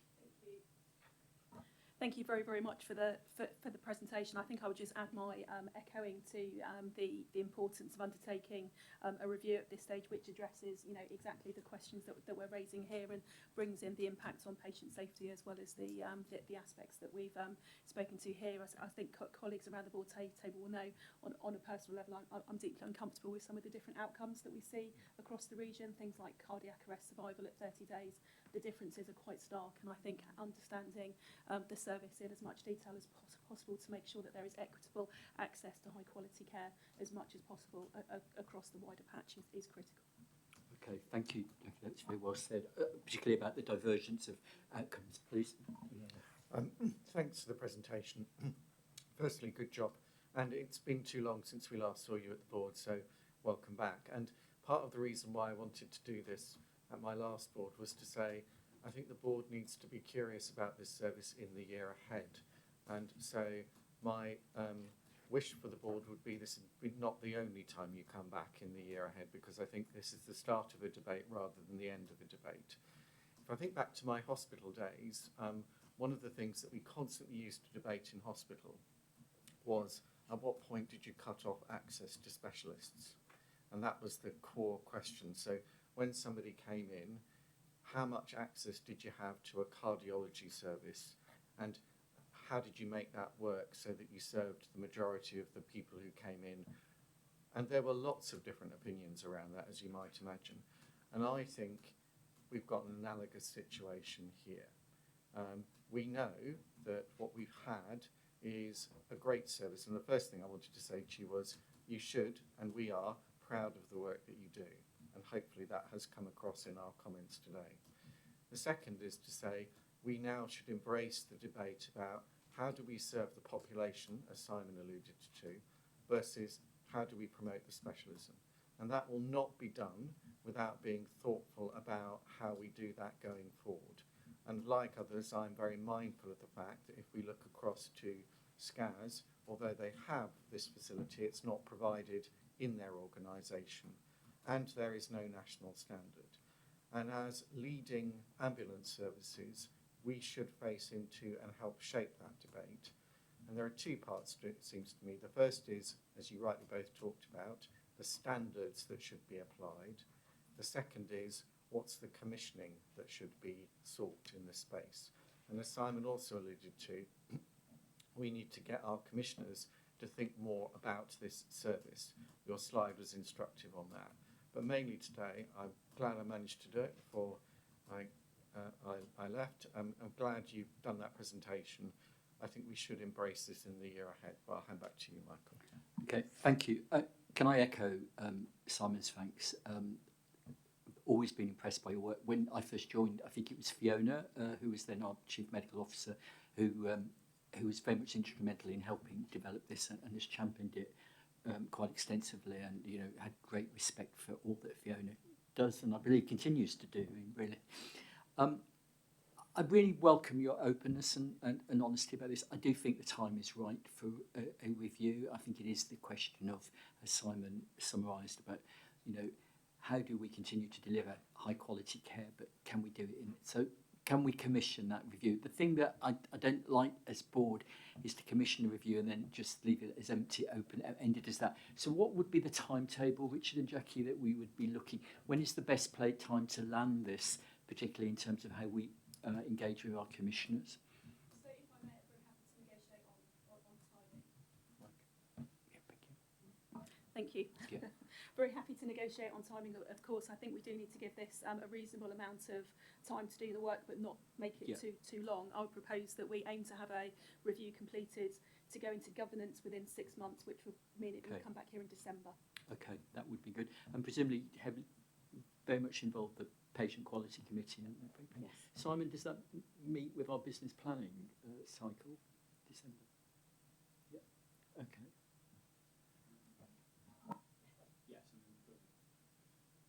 We've got a 3-year plan, but ideally we'd be looking at more engagement with commissioners around about sort of October time for 27-28. Okay, so can I suggest that this is, I hate the expression, an agile review, that you engage with finance as evidence. It must be evidence-based, that's the really important thing. But I don't want to miss the opportunity in the business cycle to engage with commissioners. If we miss that time, we lose a year, even though we've got a 3-year plan. Is that acceptable to you? Does that, that? It is acceptable, I think, given how no one has ever really been able to do a proper cost analysis of critical care for the good or the bad. So I think we need to be cautious about those timescales are going to be tough when you think about a lot of the less measurable, less quantitative aspects of it, but welcome pushing forward with it. So yeah, that sounds great, and I am confident that operating under financial restraints, provided critical care and C2, they're not mutually exclusive events. There's a No, and there is a tactic to this. It's important that we are in control of our destiny. So the fact that we ourselves are doing this review, that is really, really important, and working with SCAD. Can I say, thank you for waiting. We're a little bit late in your slot, but I'm very grateful for the presentation and incredibly impressed by what you and all your colleagues do for the patients that we serve. It's a great outcome. Thank you. Appreciate it. Thank you very much. Thank you. Okay, thank you. We started late. I'm trying to capture some time back. We now move into the main governance section of our meeting today, and we're actually going to start with delivering high quality care, and that. Can I turn then to Liz as chair of the patient committee? Can I say that we will do this section and then we will have a break? Is that would be it? Thank you. Thanks very much, Chair. We've had the recent QPSC. You've got the paper in front of you. Just a couple of areas to highlight really in terms of under alert around our quality improvement priorities. Inter-facility transfers was quite high on our risk register. We had comments, letters from the coroner around this. Just to say this related risk has now really been reduced following data from 2025 with evidence showing that 2.4% of our total conveyance now is of this, and only 6.9% is non-commissioned activity. So the management of this has worked really well over the past 12 months. And as I say, the risk is much lower than previously assessed. EOC clinical audit, we have discussed this previously, and we have to accept that limited progress has been made due to operational pressures and the time demands on our call handlers to meet our call handling response time, and the intervention in terms of doing audits has not hit the required targets. However, there is some positive developments. The QI team have been working really hard with our EOC and call centre teams and are redesigning the audit tool and reframing the audit feedback to our people.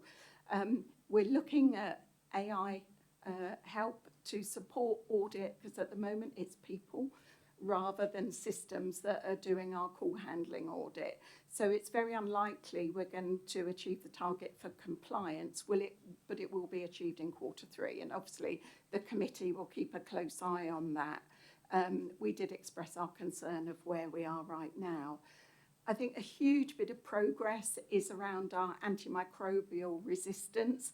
And I think our infection control, you mentioned earlier of an award that we'd achieved, but a huge amount of work has been done by our pharmacy team and our deputy chief pharmacist in particular around our NHS 111 prescribing. The demand has been huge. And I think the work that has gone into this has significantly changed our way of operating and how we prescribe antibiotics within our organisation. And that has been a huge amount of work and huge progress. So thank you to Richard and the pharmacy team for the work that's been undertaken in that. And we're seeing much more compliance. Just in terms of assurance, our PSERF, our Patient Safety Incident Response Framework, is a bit of a mouthful. The committee had good assurance around this. Thank you to Margaret and the team of the work that's been done on this. And internal audit has supported our assessment, and we have a high level of assurance on this.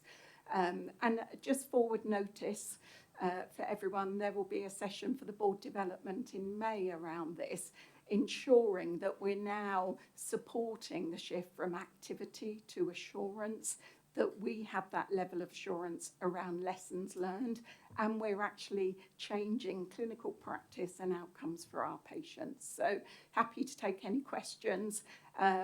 Just lastly, We had a really good session on key skills and the clinical content from Jackie and her team.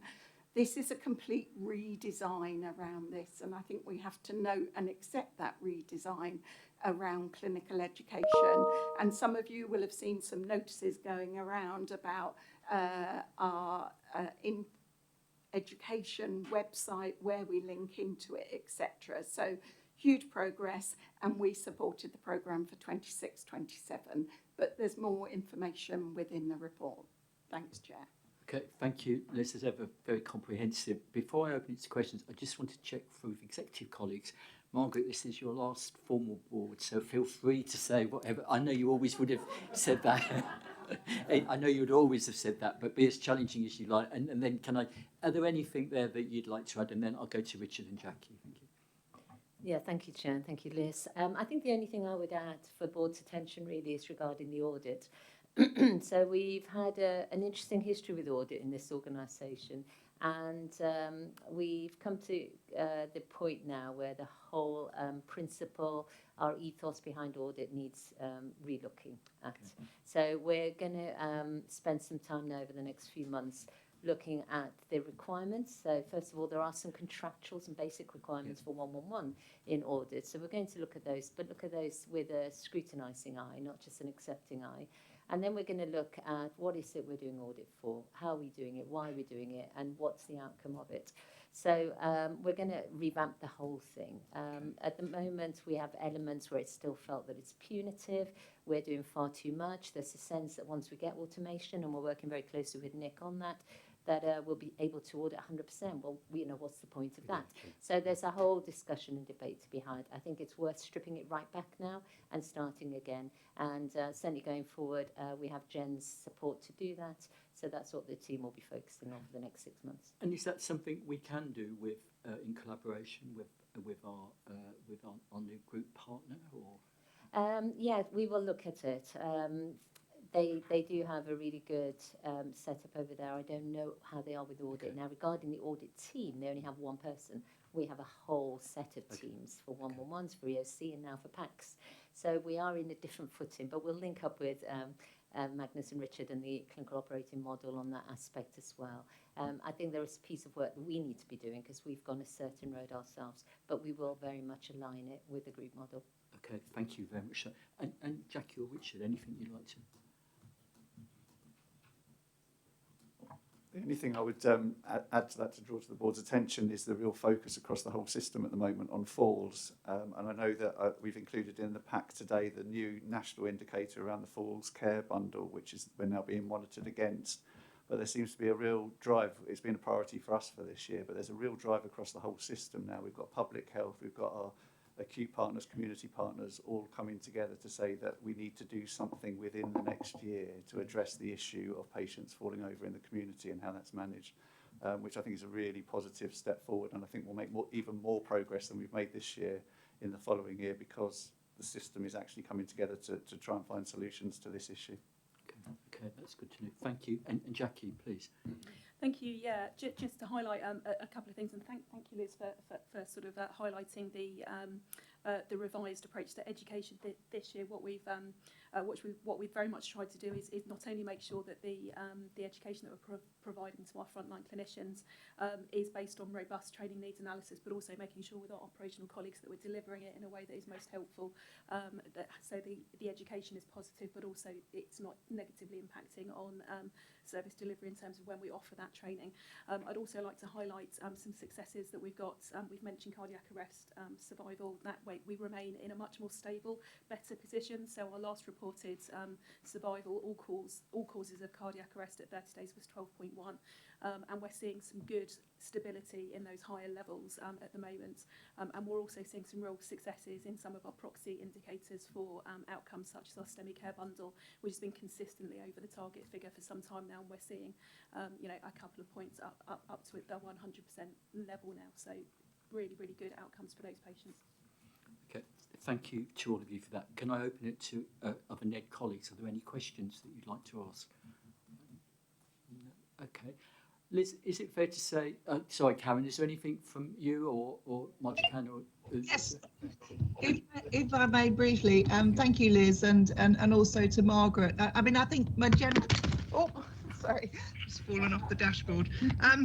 My general comment would be around the strengthening of the assurance piece that I've seen for this committee, and I think there's been a huge amount of work done on that, and it feels like the focus is very closely aligned with the priorities that we discussed earlier as well, so I think we can take some comfort from that.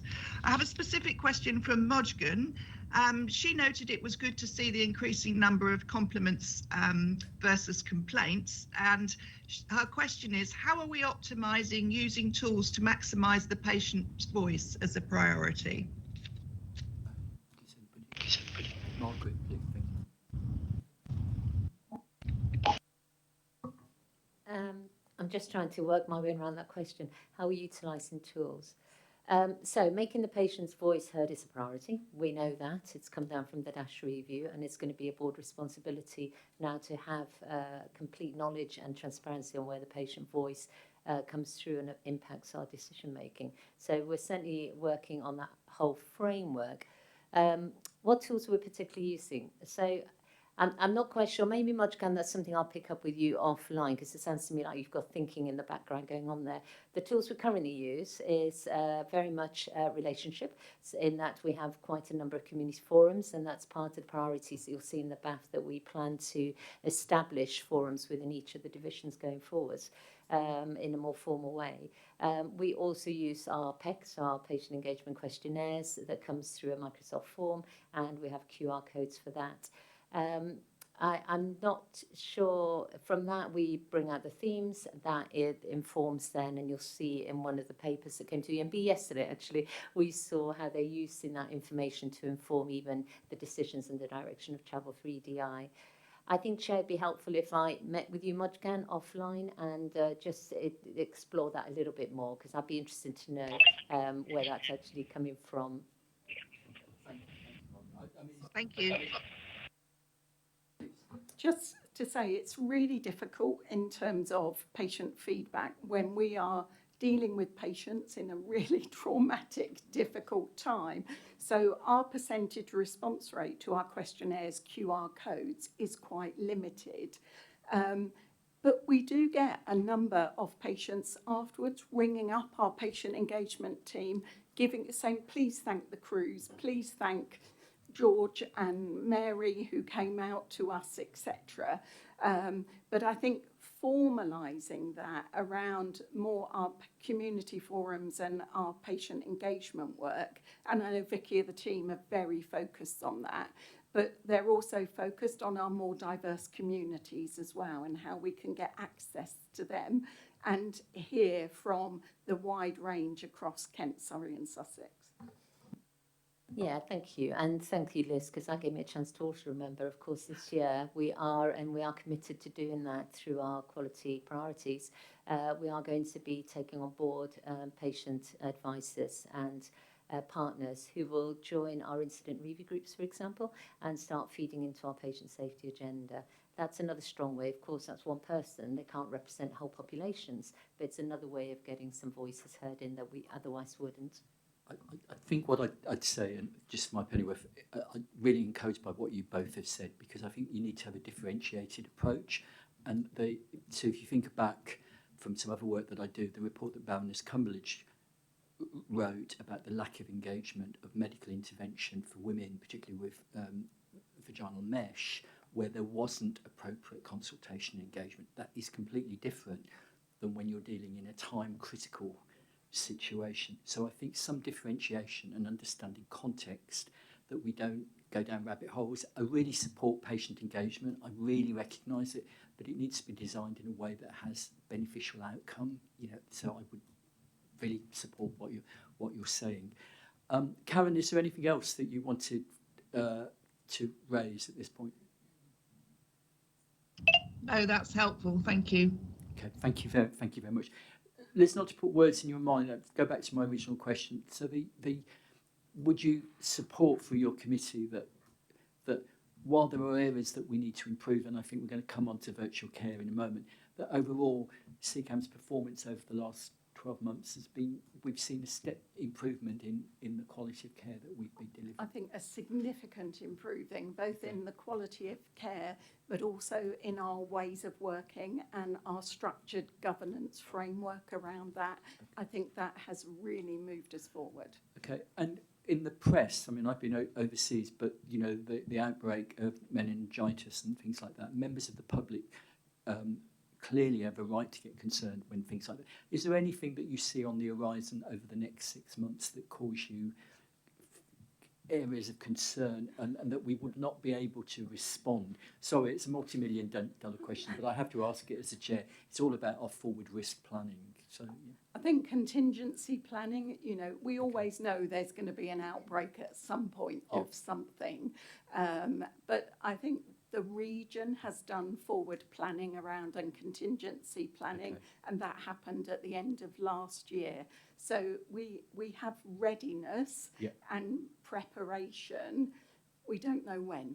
Okay, no, okay. That's as good an answer as I think we're going to get, really, on this. And that's not a criticism of it, please. Yeah. Just to add, Chair, we carried out our own exercise as part of that national exercise. We did a big desktop exercise here in Banstead, very big attendance to that, and we're following through the actions from that. One of the most important PP protective gear we can have, the FPP3 masks are now in place, and I was around in Gatwick and at Banstead last week and heard great things from the staff about the ease of use of these masks compared to what they had to wear during COVID. So we don't have a dipsy global ball, no, but we need to be prepared. That's the important bit. Okay, thank you very much. So I'm conscious of time. If we look realistically at we started half an hour late. I think if we finish at 1:30, that would still give time for lunch. Is that right? Yeah. So what I'd like to do is take the next item, virtual care, then have a 5 to 10 minute break, and then we'll do the last two items. Thank you very much for representing Jen today, but I'm very interested. I mean, we've talked about this quite extensively, so I not to constrain you, but if we could keep it summarised, that would be very grateful. Thank you, Paul, thank you, Chair. I'm going to do I'm sure you did hear me. I'm going to co-present this with Michael, who is on the screen, I believe. And we will do this as a joint presentation as both SROs. You will have the slides in the pack. I will just talk them through briefly. I don't know if you want me to share, Pete, to share them on the screen. They are here. Just glance at that. Oh, two things to do. Excellent, thank you. So I will talk from my screen, otherwise I'd have to keep changing my glasses, which is confusing. And I will talk very briefly through the slides with Michael, who unfortunately can't be with us today. So as you know, we've been focusing on virtual care, and virtual care is really seen as one of the ways to improve our performance in both C2 and financially and in general performance. And we know it's what some of our patients want. They don't want to have unnecessary attendances. So virtual care is our priority, and Michael and I are very proud to be the joint SROs of this programme, working with Jen and our other exec colleagues on this really important piece of work that goes across everything that we do. So really, we've been doing it in hubs. As you know, people will have come here and spoken a lot about the work that's going on in our different OUs, in different hubs, done in very different ways. So we really need to change that. And the case for change is both national and local. So both ACE and NHSE, they set out a strategic vision for the way we should be delivering virtual care, and we really want to follow that and link that into our own trust objectives and our clinical strategy.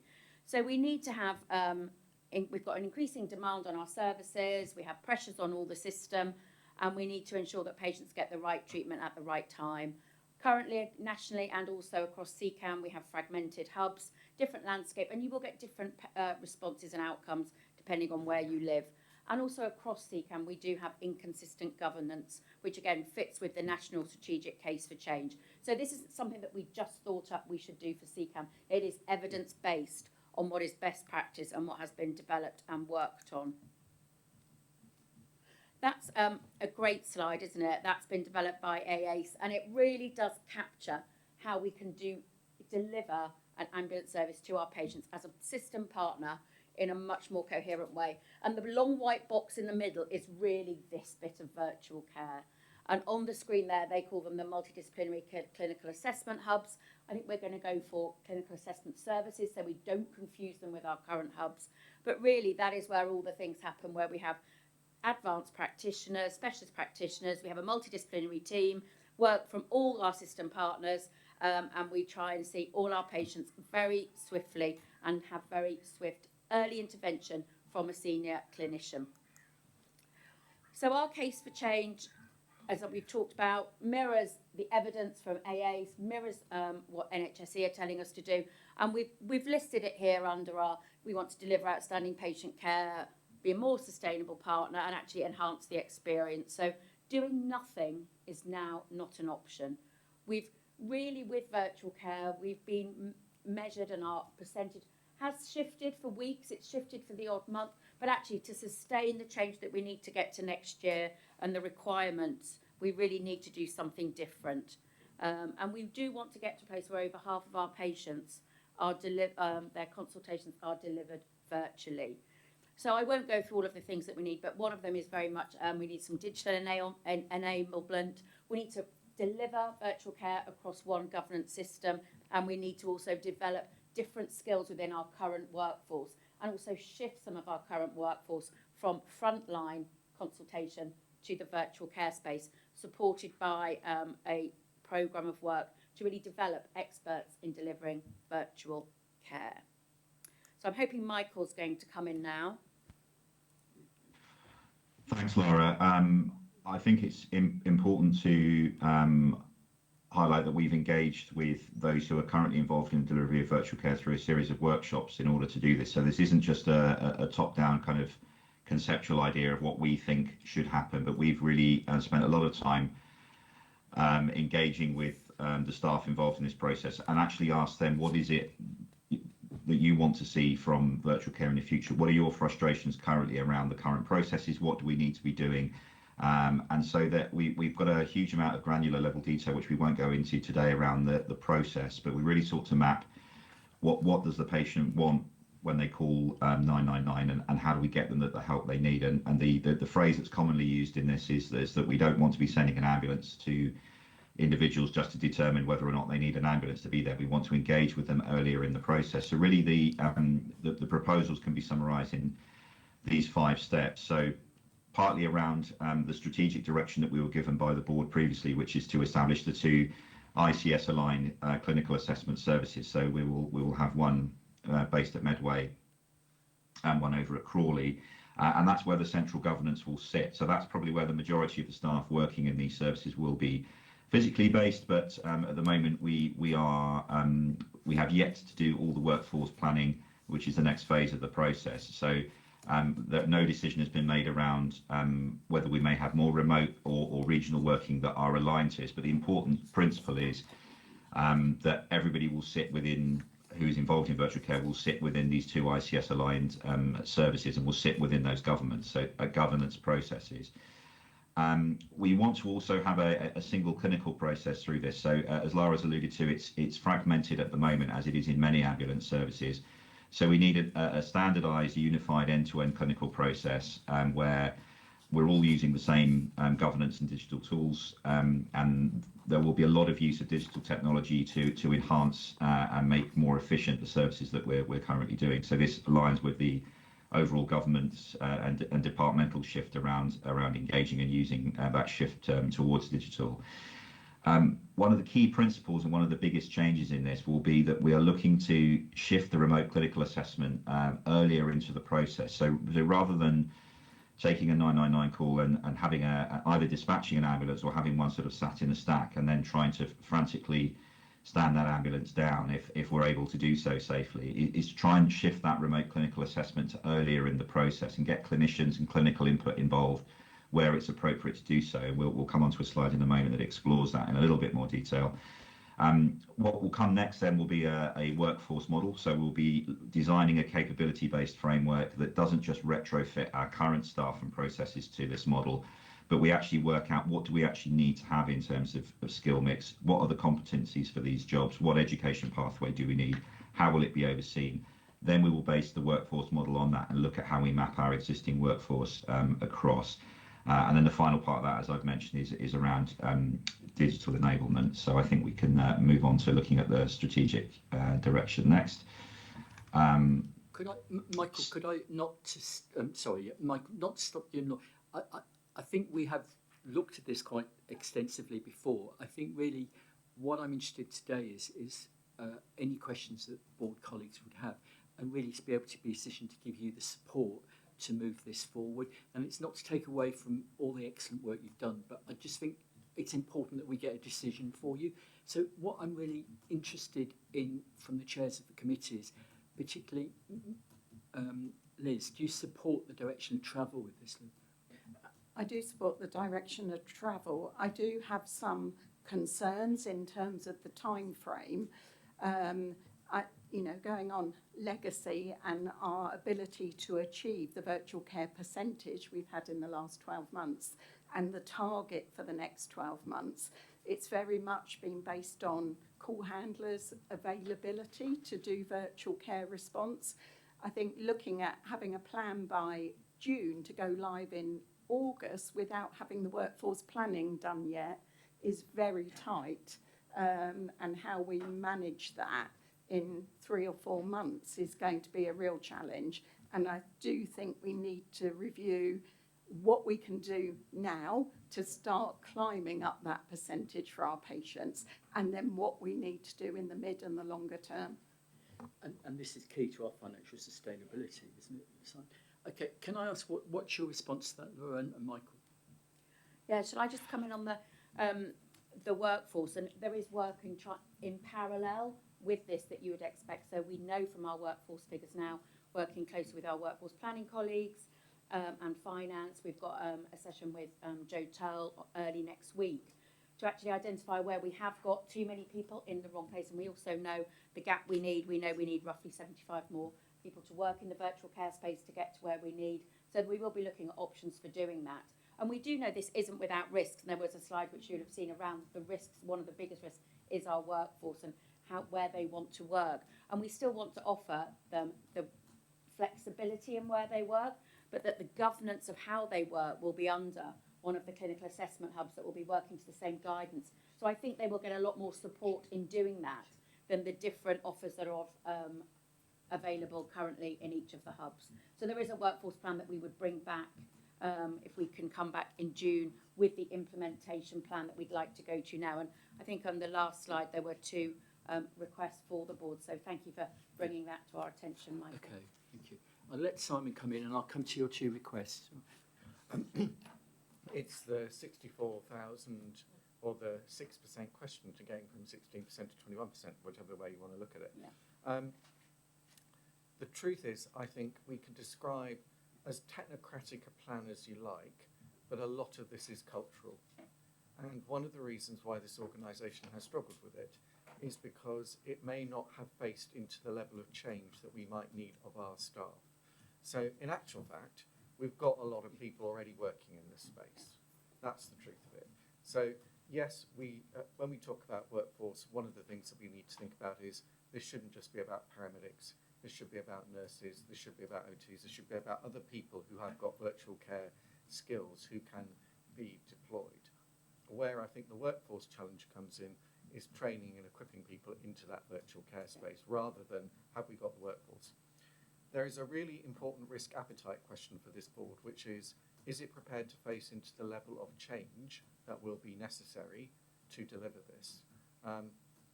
And to be honest, as an exec team, we've sometimes struggled with that during the last year.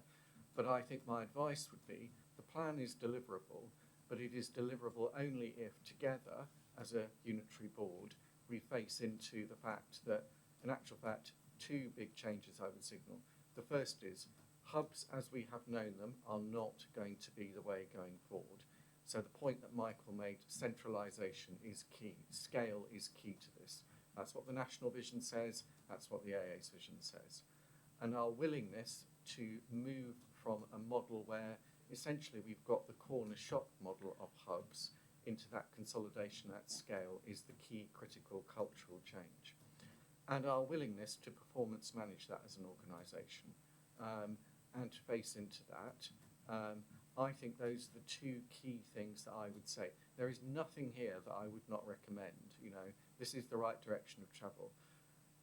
From a point of view of assurance, I think this is so important for the board that I would be recommending that it is a standing agenda item on the board agenda going forward, because I think it is such a critical area of transformation. It needs and deserves that level of scrutiny, both at committee stage but also at board stage. I would be far more interested in us looking at that at this level than, you know, we've demonstrated pretty consistent that we can achieve the target standards, but this level of transformation, I think, requires board scrutiny on an ongoing basis. I hope that kind of deals directly with, I think, what is the core underpinning your question, which is the culture change. Okay, I'd like to bring Suzanne in, but I would agree with that, Simon. I think we are up for change because we can't say no in this space. It's just not an option. I think the concern I've heard from colleagues before is the management of change and a recognition that change takes some time to bring about. I think also you're going to get some opposition to this, and you can't avoid that. And I think when you hear the lone voice out there, it may not be a lone voice, we need to relay back to the wider contextual objective that we're trying to achieve here and not be knocked off track. We listen to people, we listen to their concerns, but we don't make it the fundamental issue that stops us doing something. And I think that's what I'd say to my board colleagues. But Suzanne, I'd welcome, you've had a lot of experience in this sort of change, so please. Thank you, Michael. Very supportive of this. We had the benefit of doing a spotlight session on Here and Treat at the committee. But I think both what you said, Michael, and what Simon said is exactly the concerns, I think. It's around the performance management and the governance of this. Because we know this is a big ask. We know it's a necessary ask. It's not done facetiously. It has to happen. But we also need to be able to understand what's working and what's not, and then take corrective action. And I think that's something that I would really like more clarity on, which speaks back to the governance and the performance management aspect of it, because this requires so much and so much depends on it that we need to know when it is and when it is not working. And we need to be brave in that space. Okay. Karen, have you got, I'm sorry about, we are short of time. Have you got a quick question there that you'd like to ask? Just to put in a voice from the People Committee, many of the issues that have cropped up there in relation to this are also relevant. So issues around the culture, which I think we've touched on, strengthening the governance, particularly around the one area I haven't heard, sorry, we dropped off the call, was the use of technology coming in. And I know there's been some publicity recently about concerns about making sure that we've got validated technology, and you might know more about that from the MHRA, Michael, but there's just something about the governance and scrutiny oversight of that and the risks that that brings with it. Okay, thank you. And I think the technology one and it is a good one, and I don't want to in any way dilute that, but I'd probably have that as a discussion offline at this point. I think the two questions you asked first and foremost is, do we support this? I think the answer is yes. I think we have concerns around the timescale, but I would agree with Simon that we can't. But I think it should be a standing item on this board. I would look for Liz and Harbhajan and Karen as chairs of the respective committees to come together and keep a watchful eye on this. For my pennyworth, what I would say is in introducing this in my executive career is you need to give people who are affected by this an opportunity to engage. But engagement has to be mature and thoughtful. And I think it's important that they understand the context of that engagement. You know, it's not to block this. It's about how do we secure a successful outcome. But I think you need to manage expectations in that space pretty early on, and on that level. Simon, is there anything else that your advice on this? I agree. We're going to have an item on the staff survey later on, and the staff survey results are rightly to be celebrated. But equally, we need to be mindful that our primary responsibility is to lead the organisation to deliver the right outcomes. And I think getting more comfortable, as Suzanne just said, between the balance of getting our people happy and keeping them happy, but also not being afraid to have the difficult conversation when we need to, I think is a key task in a number of areas in the year ahead. This would be one of them. Okay, does that give you the way forward? I'm sorry that we curtailed your presentation, No. but No, that really does, and thank you for agreeing to endorse the plan going forward, and we would look forward to come back to the next board with our plan and to be held to account for delivering on this. It isn't without risk, and we do recognise that, but I think, as we said early on, following AACE and the NHSE guidance on this, it is something that we do need to do to improve our hear and treat performance and generate and create and support excellence in virtual care clinical assessment. okay. Well, thank you, and thank you, Michael, as well for your contribution today. So we conclude that item. I'm going to break, but before I do so, earlier in the proceedings, Margaret, I paid tribute to Simon because this is his last board day, and today is your formal last board, isn't it really? I just want to pay absolute maximum credit to all that you've achieved since you've been here. I mean, you working with your colleagues have had to troubleshoot on so many items, I think, but you've always done that with grace, kindness, I think, and an ability to listen. I joked with you earlier because of my longevity.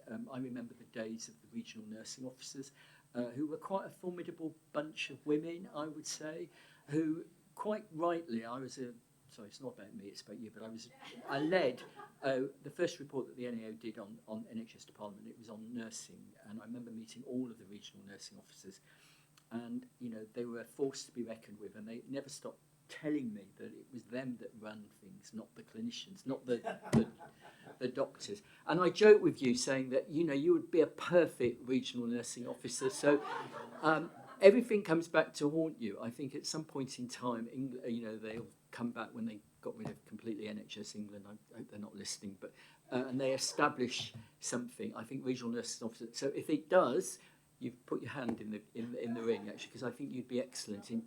No, I know, but it's a shame actually. But I hope your career is not going to finish here. I know you're going to go on and do non-executive work, but it is my honour to present you with the shield.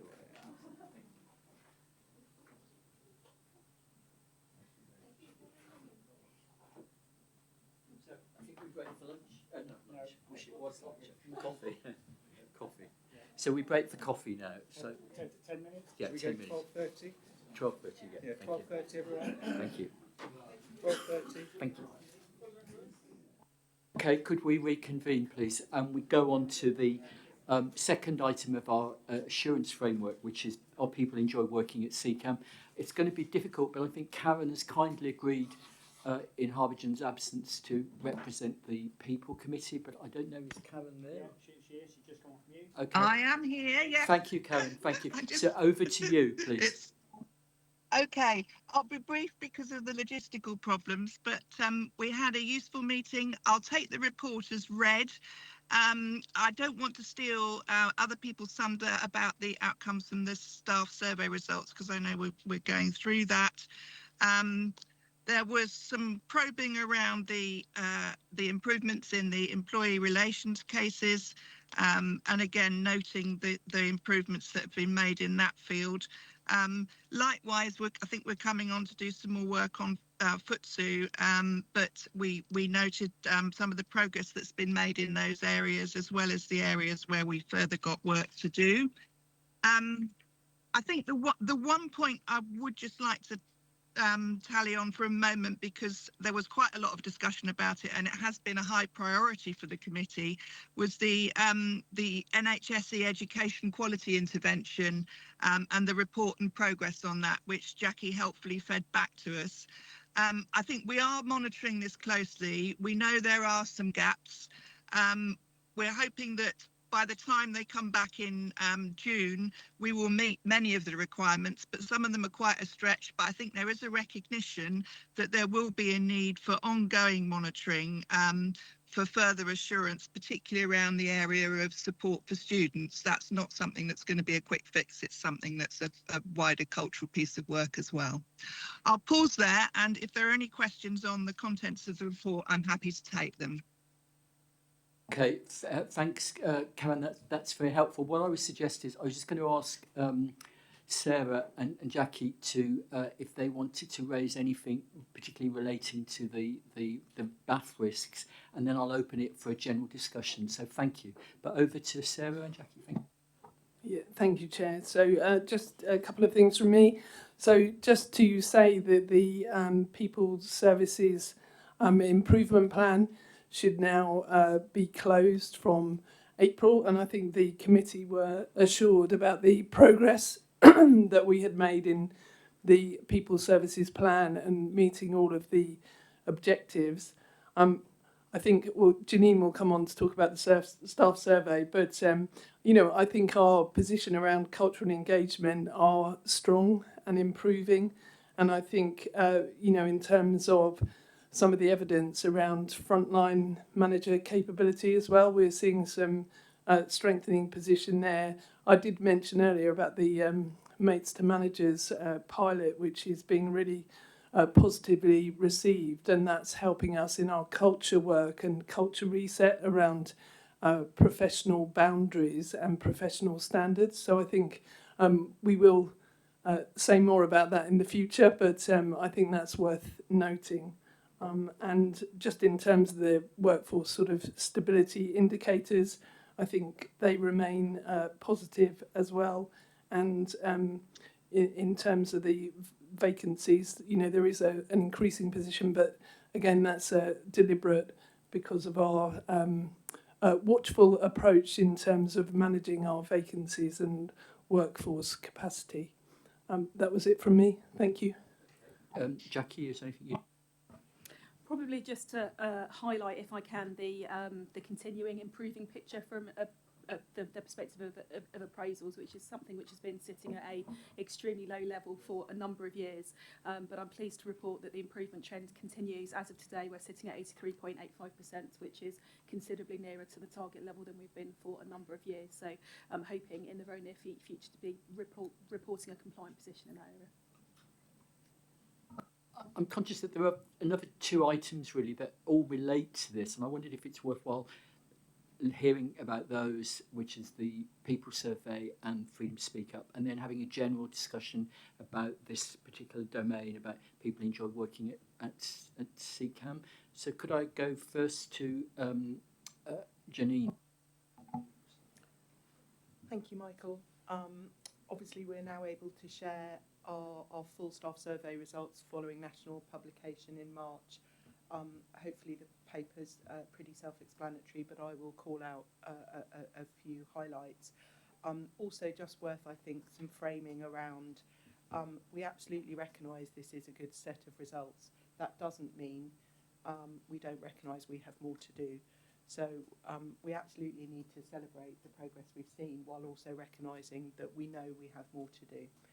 So I'll start off on the response rate. We were really, really pleased this year to achieve the highest response rate for ambulance services. Slightly annoyed that we had to share with colleagues at London Ambulance, who were also at 71, but I mustn't be churlish around that. That was way above the sector average of 55%. And what makes that important, I think, is the level of engagement we saw from our managers in taking real ownership locally for driving up the response rates in those areas. We saw a step change compared to that degree of ownership to the previous year. We weren't having to push quite as hard this year as we were last year. But particularly from our frontline areas where we know it is more difficult for people to complete the survey, to see every one of our operational units over 60% was a real achievement. So when we talk about these results, it makes them valid. At 71%, 3,500 of our people, it gives them validity that maybe others won't see. At a high level, as outlined in section 4, we didn't see any significant changes compared to our results in 2024. I would remind colleagues that last year we saw a big step up in lots of areas compared to 23. So actually, given the year of change that the organisation's had, I think that is to be celebrated. And a real milestone for CCAM. For the first time, we were above the average for ambulance services across all 9 of the people promise areas. I know we'll be looking back later on, but actually when we think back only 3 years ago, CCAM was languishing pretty much at the bottom in these areas. That is a significant achievement. Also particularly proud that we saw the best scores for the ambulance sector in 7 individual questions, and I'll pick out a couple of those later. The 2 particular ones, I guess, to call out are recognition and reward. So our staff feeling valued for what they do, sector leading scores there, and also really importantly, staff feeling secure raising clinical concerns. That's a real sign of psychological safety for the organisation and an area where we have struggled previously. So we're at 70%. Obviously, that could be higher, but I think we need to recognise that's a significant step forward. I'd also like to call out the improvement we've seen in our RES and DES scores, both compared to our own results last year, but also compared to our ambulance partners. This is an area where the board's focused a lot, so it's useful to have that sector context coming through for us to challenge ourselves on, but also recognise areas where we are doing well. For the RES, we outperformed other ambulance services on 3 of the 4 indicators, and for the DES on every single one of the 5 indicators, which is quite a significant achievement, I think. Since national publication, we've also now had the free text comments.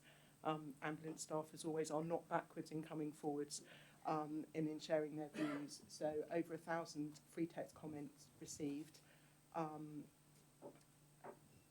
It's difficult to easily quantify the sentiment behind those because, as we discussed yesterday, you'll get a comment that is both negative, positive and neutral all in one sort of comment.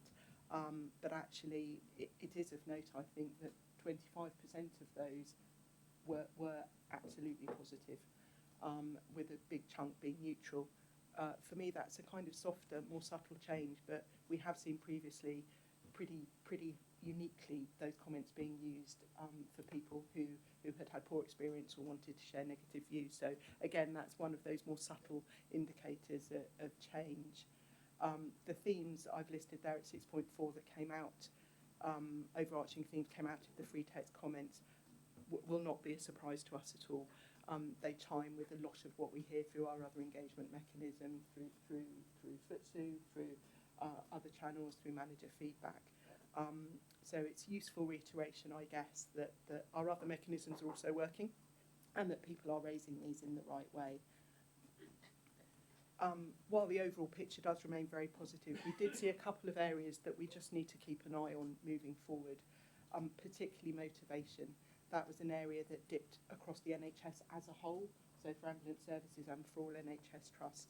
And we did see our score just dip very slightly there. Again, probably not unsurprising given the year we've had.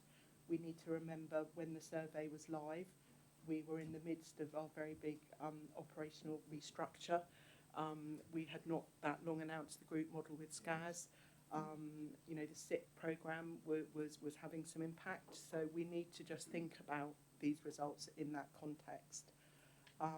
Obviously, as Simon mentioned, the league tables were published, staff survey, 3 staff survey questions used for that, so they contributed to our position in those. And jumping forward to how we will use these moving forward, because great to have such good results, but so what, and what are we going to do with them? So we have already started to share the results locally with our teams. It's carrying on that approach of local ownership. So I think we have some work to do compared to last year to replicate the same level of ownership on using the results as we've seen on the response rate. But I think absolutely it's particularly with the divisions maturing, we're in a better place to take that forward. We will be bringing a formal framework back through People Committee so we can monitor the progress of both the local work and how we're taking forward any work centrally. You know, it provides us with a good platform moving forward. So that's probably it on that, Michael, unless there are any questions. Again.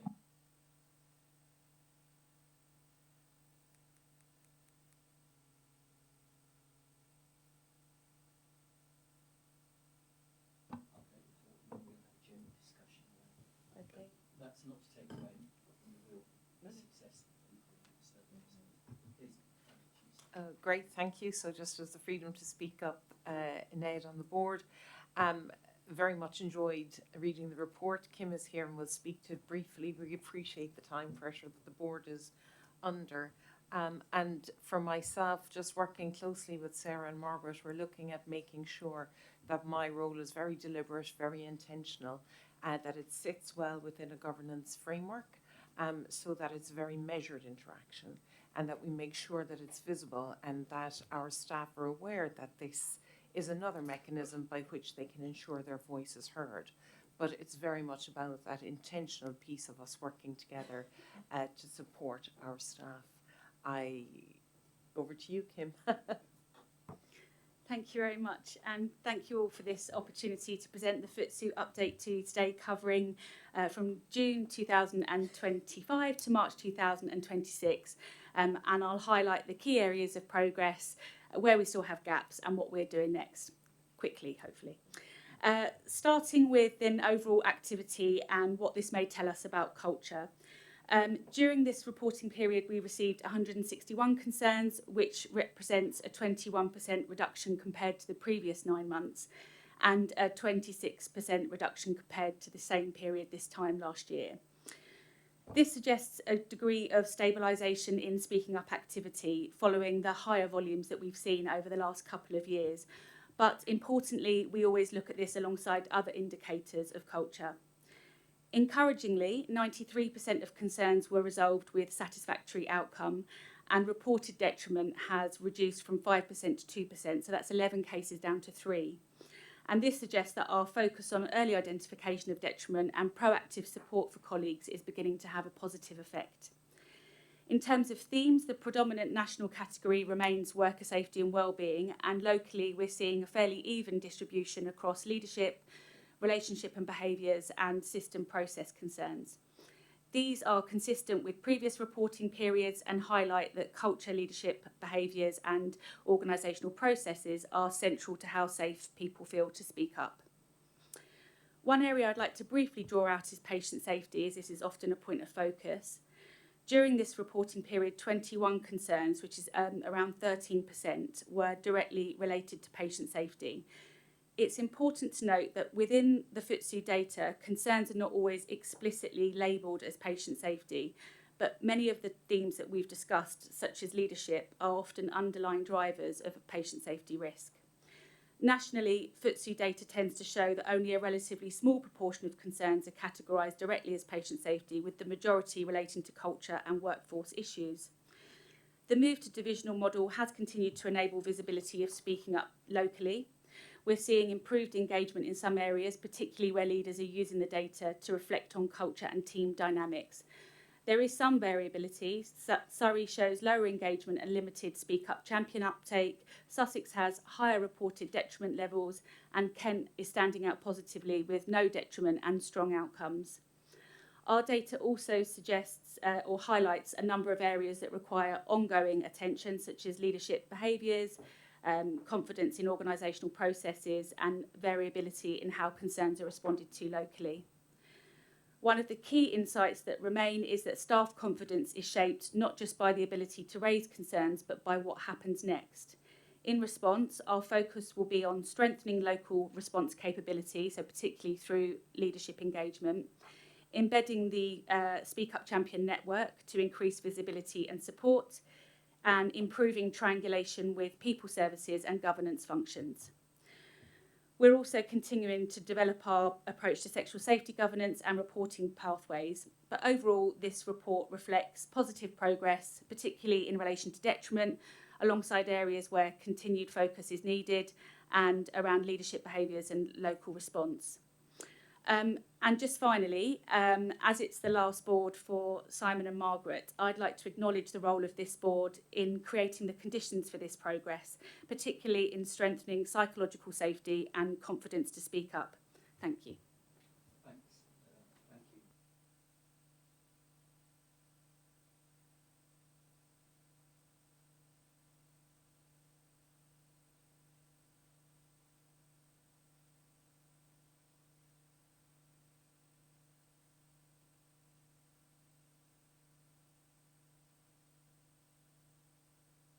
We've, sorry, I'll repeat myself very quickly. We've had three fundamental pieces of work here. The report from Karen on the work of the People Committee, the results of the staff survey, People Survey, which are really, really strong, and we have freedom to speak up. I would say what I read into that is the direction of travel is good, is really strong, but I've got one observation which I'll make in a moment, but I'd like to open it up for questions, really. You know, any concerns that NEDs have and executive members about what they've heard today. You know, any challenge that you would like to give, please, this is your opportunity. It's all very quiet. Please, Jackie, thank you. Thanks. I'm not raising any challenge, don't worry, on the contents of the report. I just wanted to reflect on the support that you and your team have showed, in particular to the clinical education team over the last few months. It's been very, very well received, and I'm personally very grateful for your support in that part of the organisation to help them feel safe to speak up and see that action is taken. Okay, Margaret, please.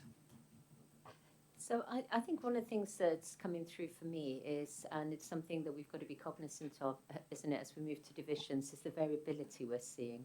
So I think the really good stuff that's going on now, and it really started last year when we were able to start triangulating all this information, was we were able to start looking at where pockets. So we know that the majority of our workforce are very positive about CCAM, are very positive in their work and represent us beautifully and really professionally.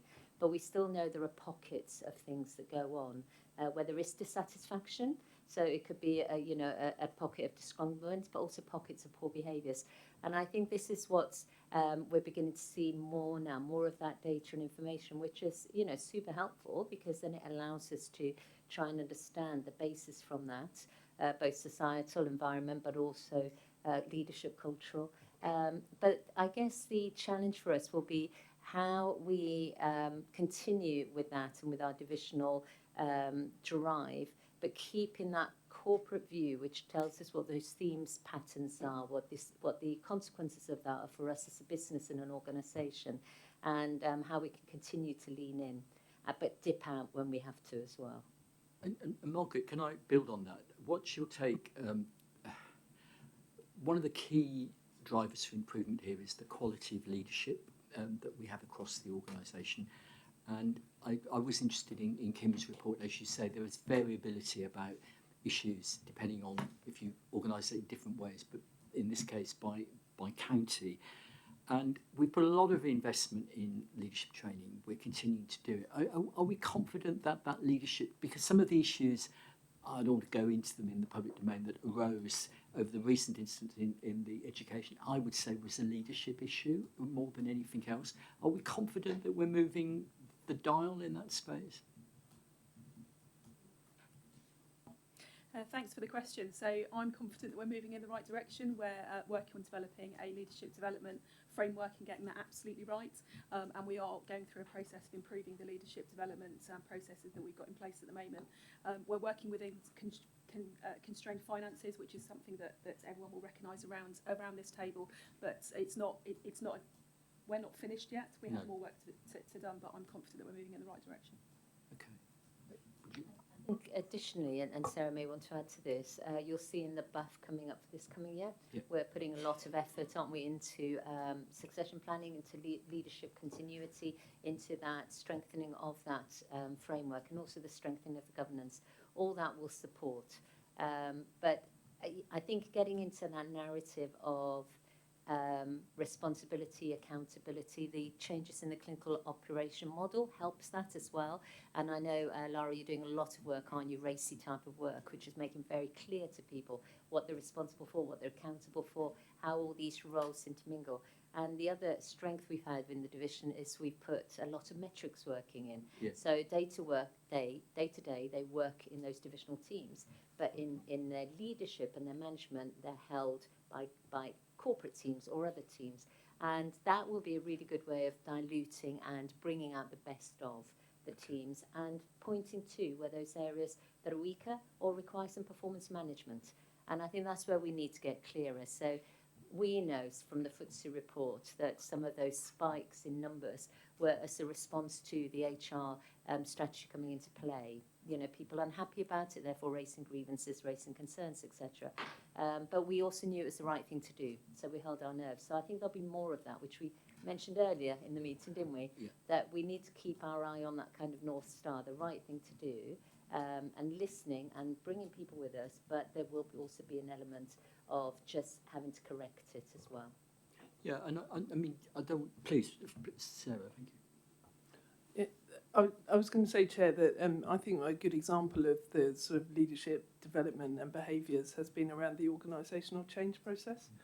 So I think, you know, doing that differently, engaging with teams quite early, being very clear and honest with people about why the changes needed to be made, trying to get people's view and actually sort of approaching things in that sort of co-design way where that builds trust and confidence, I think, in the leadership teams. And I think that's helped us enable a very, you know, I suppose, you know, quick progress in lots of ways in terms of building that organisational change model around our design principles, but also embedding that. So I think the work we're doing as well with the OD organisational development team to, you know, actually actively work with those new leadership teams to embed the operating model is really the key to how do we expect our leaders to take this forward and what's going to be different, what's going to be new in terms of this divisional model,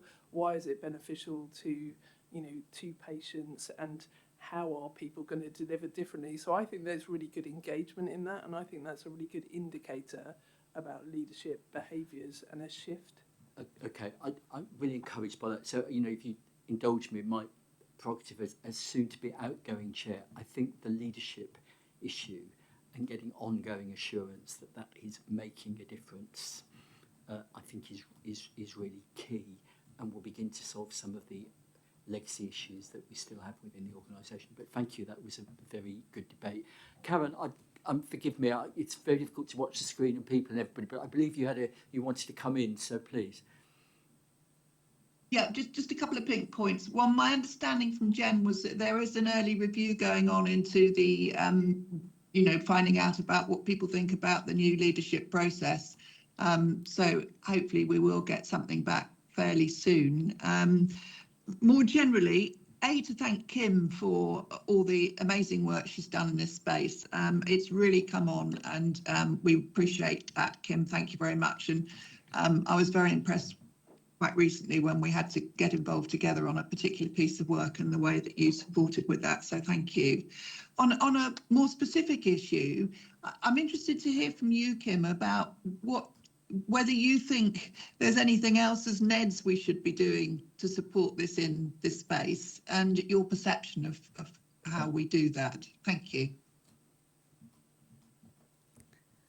Yeah, I'll have to sort of mull on that for a little bit. There's obviously always more that can be done. So, you know, going back to a saying that I come back to a lot, every day's a school day. So, you know, there's always opportunity for learning and improvement. So in terms of what more could be done with the NEDs, I'll have to think on it a little bit. Ultimately, I definitely see improvement in where we're going and how, you know, things are progressing.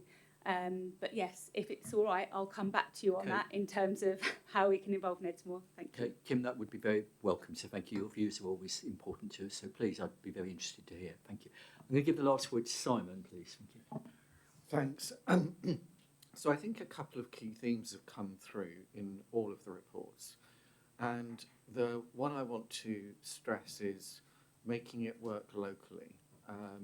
Because we know that if we are going to continue to see the reduction very welcome it is in detriment the cases being resolved before they become formalised, the divisional structure is going to have to be the load-bearing vehicle. It's going to have to be the place where people talk to each other locally.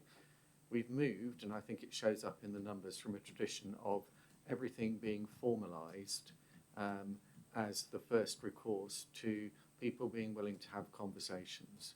And I'd also like, just in particular, we're not due to talk about it today, but to pay particular tribute to the work that Sarah has done and Margaret have done in the space of helping reset some of the union relationships, because it has helped diffuse a climate of adversarial conversations into one where, when we were looking at the joint partnership review, which will wend its way to the board in due course, will show that there is a willingness to work in partnership, and that, I think, is a key feature of what we need to see going forward. That's a by the by. So I think the first note I would say where the NEDs can support, back to your question, Karen, is continuing to support that local conversation. Resolution has to be the watchword. The other thing, Janine didn't touch upon it, but I think one of the things that we need to be really good at doing in the year ahead, we've just had our first cascade briefing go out, and in actual fact, that's a much more structured way of talking to the organisation. It's come up a number of times in the conversation today. We've got a lot happening next year, and we're going to need to be much more disciplined as a board in explaining to our staff what is going on when. Now, for those of you who come from different backgrounds, you would be familiar, I'm sure, with this idea of regular team briefs and the like. That's what we're trying to put back in. And for me, and I know Janine's done a good first go at this, that's both a top-down conversation. We as a board have a responsibility to explain what we are doing, but also a bottom-up conversation. So I know when I went round the table at the recent senior leadership team meeting and I said, what's the thing that people most talk to you about? What would you most like us to respond to in your team brief? The answer came about rotas. That was the number one thing of going around the room that people said, rotas, rotas, rotas. That's the thing they would like us to address in the year ahead. So I would encourage people to encourage Janine to play back some of the themes, not only that we are sending out, we are transmitting, we have that responsibility, but also to hear back from people. Because the other thing to be wary of is that we don't just always focus on the staff survey, but we find ways of continuing the conversation in year. And finally, it would be remiss of me in reciprocity and not to pay my own personal thanks to Kim for all the work that she's done in supporting me in my job over the last 3 years. We are fortunate and regarded as having an exemplary freedom to speak up service, and that is in no small measure down to Kim, but also the team as well, important to call out the team, and the stewardship that Margaret's given it. So I just wanted to end there. Thanks. A really good note to end on, so thank you, Kim, for today. That's really helpful. Can we now go into the final domain of our assurance framework, which is, are we a sustainable partner, a part of an integrated NHS? And can I ask Suzanne, could you give us a brief update on Financial Investment Committee, your coverage? Great, thank you, Michael. Thanks, everyone. Our Finance and Investment Committee was only last week, I think, actually. And I'd just like to thank everybody because it's quite a weighty agenda, and very much to thank the exec for the quality of the papers that they bring to the committee, and also thanks to Paul, my fellow Ned, for the quality of the conversations that we've had around it.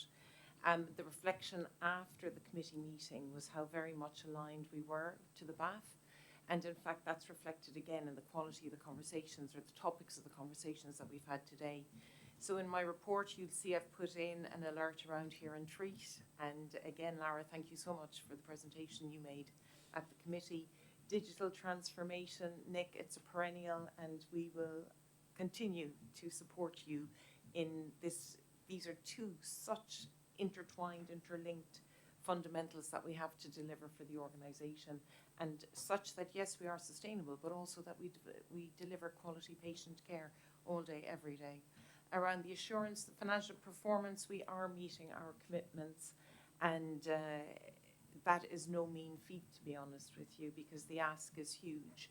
And again, we're very much aware and very well cited on the SIPs, particularly going into the next year, and the recurrent savings that we have to make in order to be sustainable for the future, so that we continue to deliver for our people as well, you know. And there is that tension that we have to manage our resources, but we do actually also want our people to enjoy working at CCAM. So there's that tension that I think as a committee we're navigating quite well currently. Other comments, again, the advice was around the BAF, and I would very much just like to note that we had a great discussion around the risks, and I'd also like to mention the fact that risk 640 was 12 in September and is now down to 6. And I think, again, we need to celebrate that, because that is a great achievement for CCAM. And, you know, that's us meeting our financial plan. We also had an update on Nexus House. Looking forward to getting back there, although given the current traffic situation, I'm not quite sure how that would be. Michael, you did ask us at the outset to comment on, are we effective? Yes. Is there more to be done? Absolutely. Always and ever. But I feel that as a committee we're very well sighted on where we need to go, and also how we're going to get there. And we're increasingly looking at closing that feedback loop to understand what's working, what's not working. Improvement areas, certainly for sure. I'm not going to rehash what we've been discussing today, but again, we have a plan. You know, we have plans, things are happening. And the transition piece, certainly that's developing at pace, and it is informing our discussions in the committee. I think that's fair to say. I would ask Simon to comment as well. Simon, anything you want to add to that? And I think, is there a good news story you shared with me earlier? We got money to reward all of this work and good governance. No, I think everything's in the summary report. I think it is important to credit the programme team at Nexus House, but also Integrated Care colleagues for their forbearance and tolerance whilst we've done the changes at Nexus House. The Hunter Digital colleagues for having plugged in all the computers and phones, but to move 150 colleagues upstairs and then back downstairs seamlessly whilst running 24/7 services, responding to our public and having a CQC inspection partway through has been quite a significant achievement, I think. And the whole of the downstairs is now live. We look forward to opening back up to our corporate colleagues on the 1st of June. Okay, thank you, Simon, and thank you, Suzanne. That was excellent. Can I ask any questions from the floor? No? Okay. Before I move to the showstopper, which is obviously Simon's reflections, I just want to return to the opening questions that I put, and thank you for, Suzanne, the way you eloquently addressed them. So my take on the question that I put at the very beginning is, are we confident that what's reported in all of these documents really reflects the achievements of the Trust over the last year? And the answer I've got from hearing the deliberations today is, yes, we are. And we are delivering high standards of patient care. Is there more to do? Yes, there is. But what is really impressive, I think, for CCAM is it achieved its C2 mean, exceeded it, did very well in that space. Are there more things that we need to do? I think what we've heard today is about virtual care, the new virtual care model, Hear and Treat. I think there is issues around ongoing development of our leadership capability. But under all of those, we have a plan, and that is an important first building block. And we have a plan around our financial sustainability going forward that meets our commissioners' requirements. The final question I asked was very much around the transition so that we are able to realise the benefits of the group model. And I think we are moving at pace, but there is clearly more to do. and this is going to require really integrated leadership.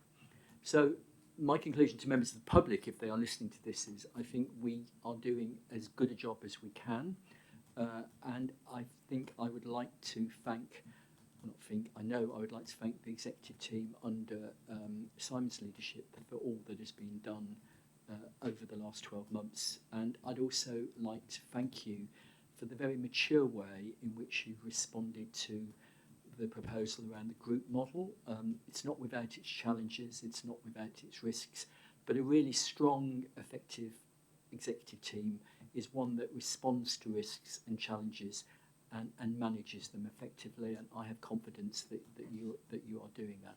So that's the level of assurance that I've got, and I would hope that any stakeholder out there would get similarly.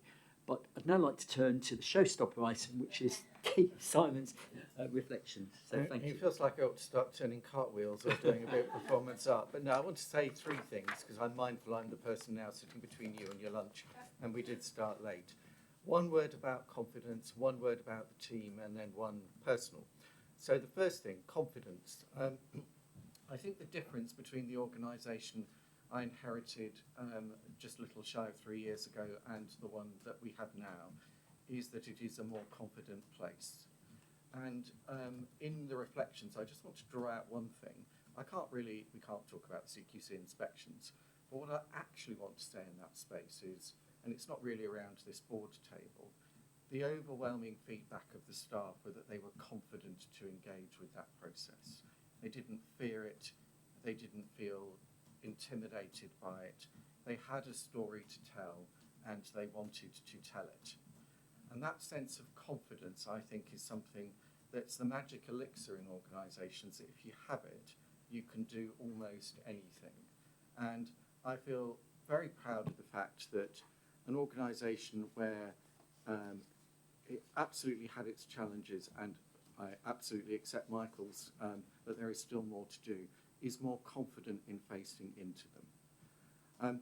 There will be a challenge in the year ahead, and I think about that, we as an executive team think about that constantly, and it is this: how do we embrace and make the most of what the group has to offer, but not lose the progress that we have made?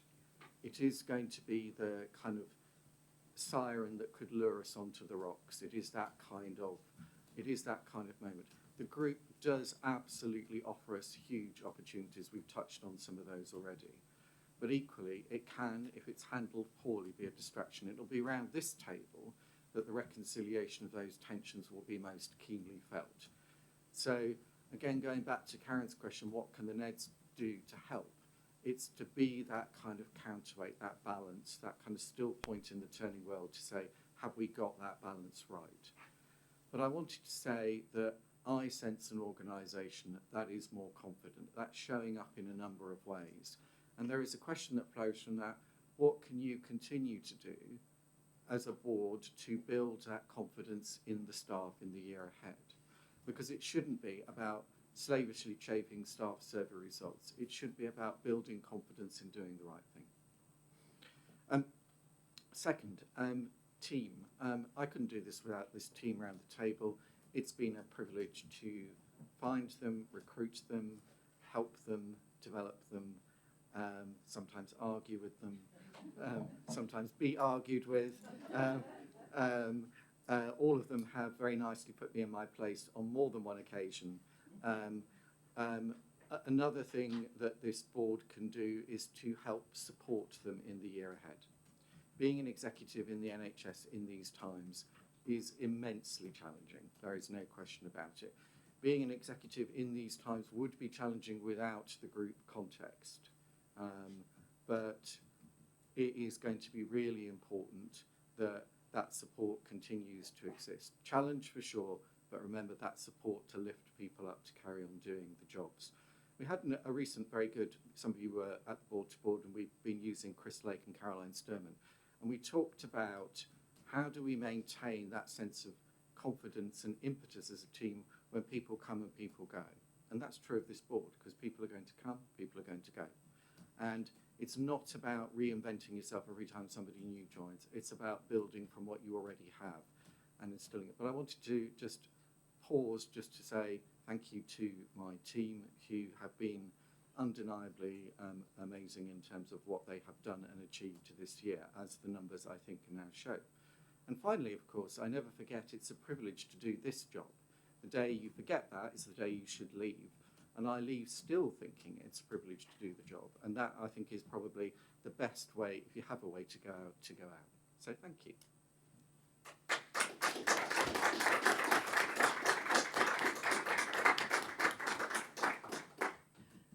Thank you, Simon. That was incredibly insightful. And, you know, I'll finish by saying you have our eternal thanks and thanks of CCAM for all that you have achieved. And I think testament to your success will be how the organisation continues to build on what are now very strong foundations.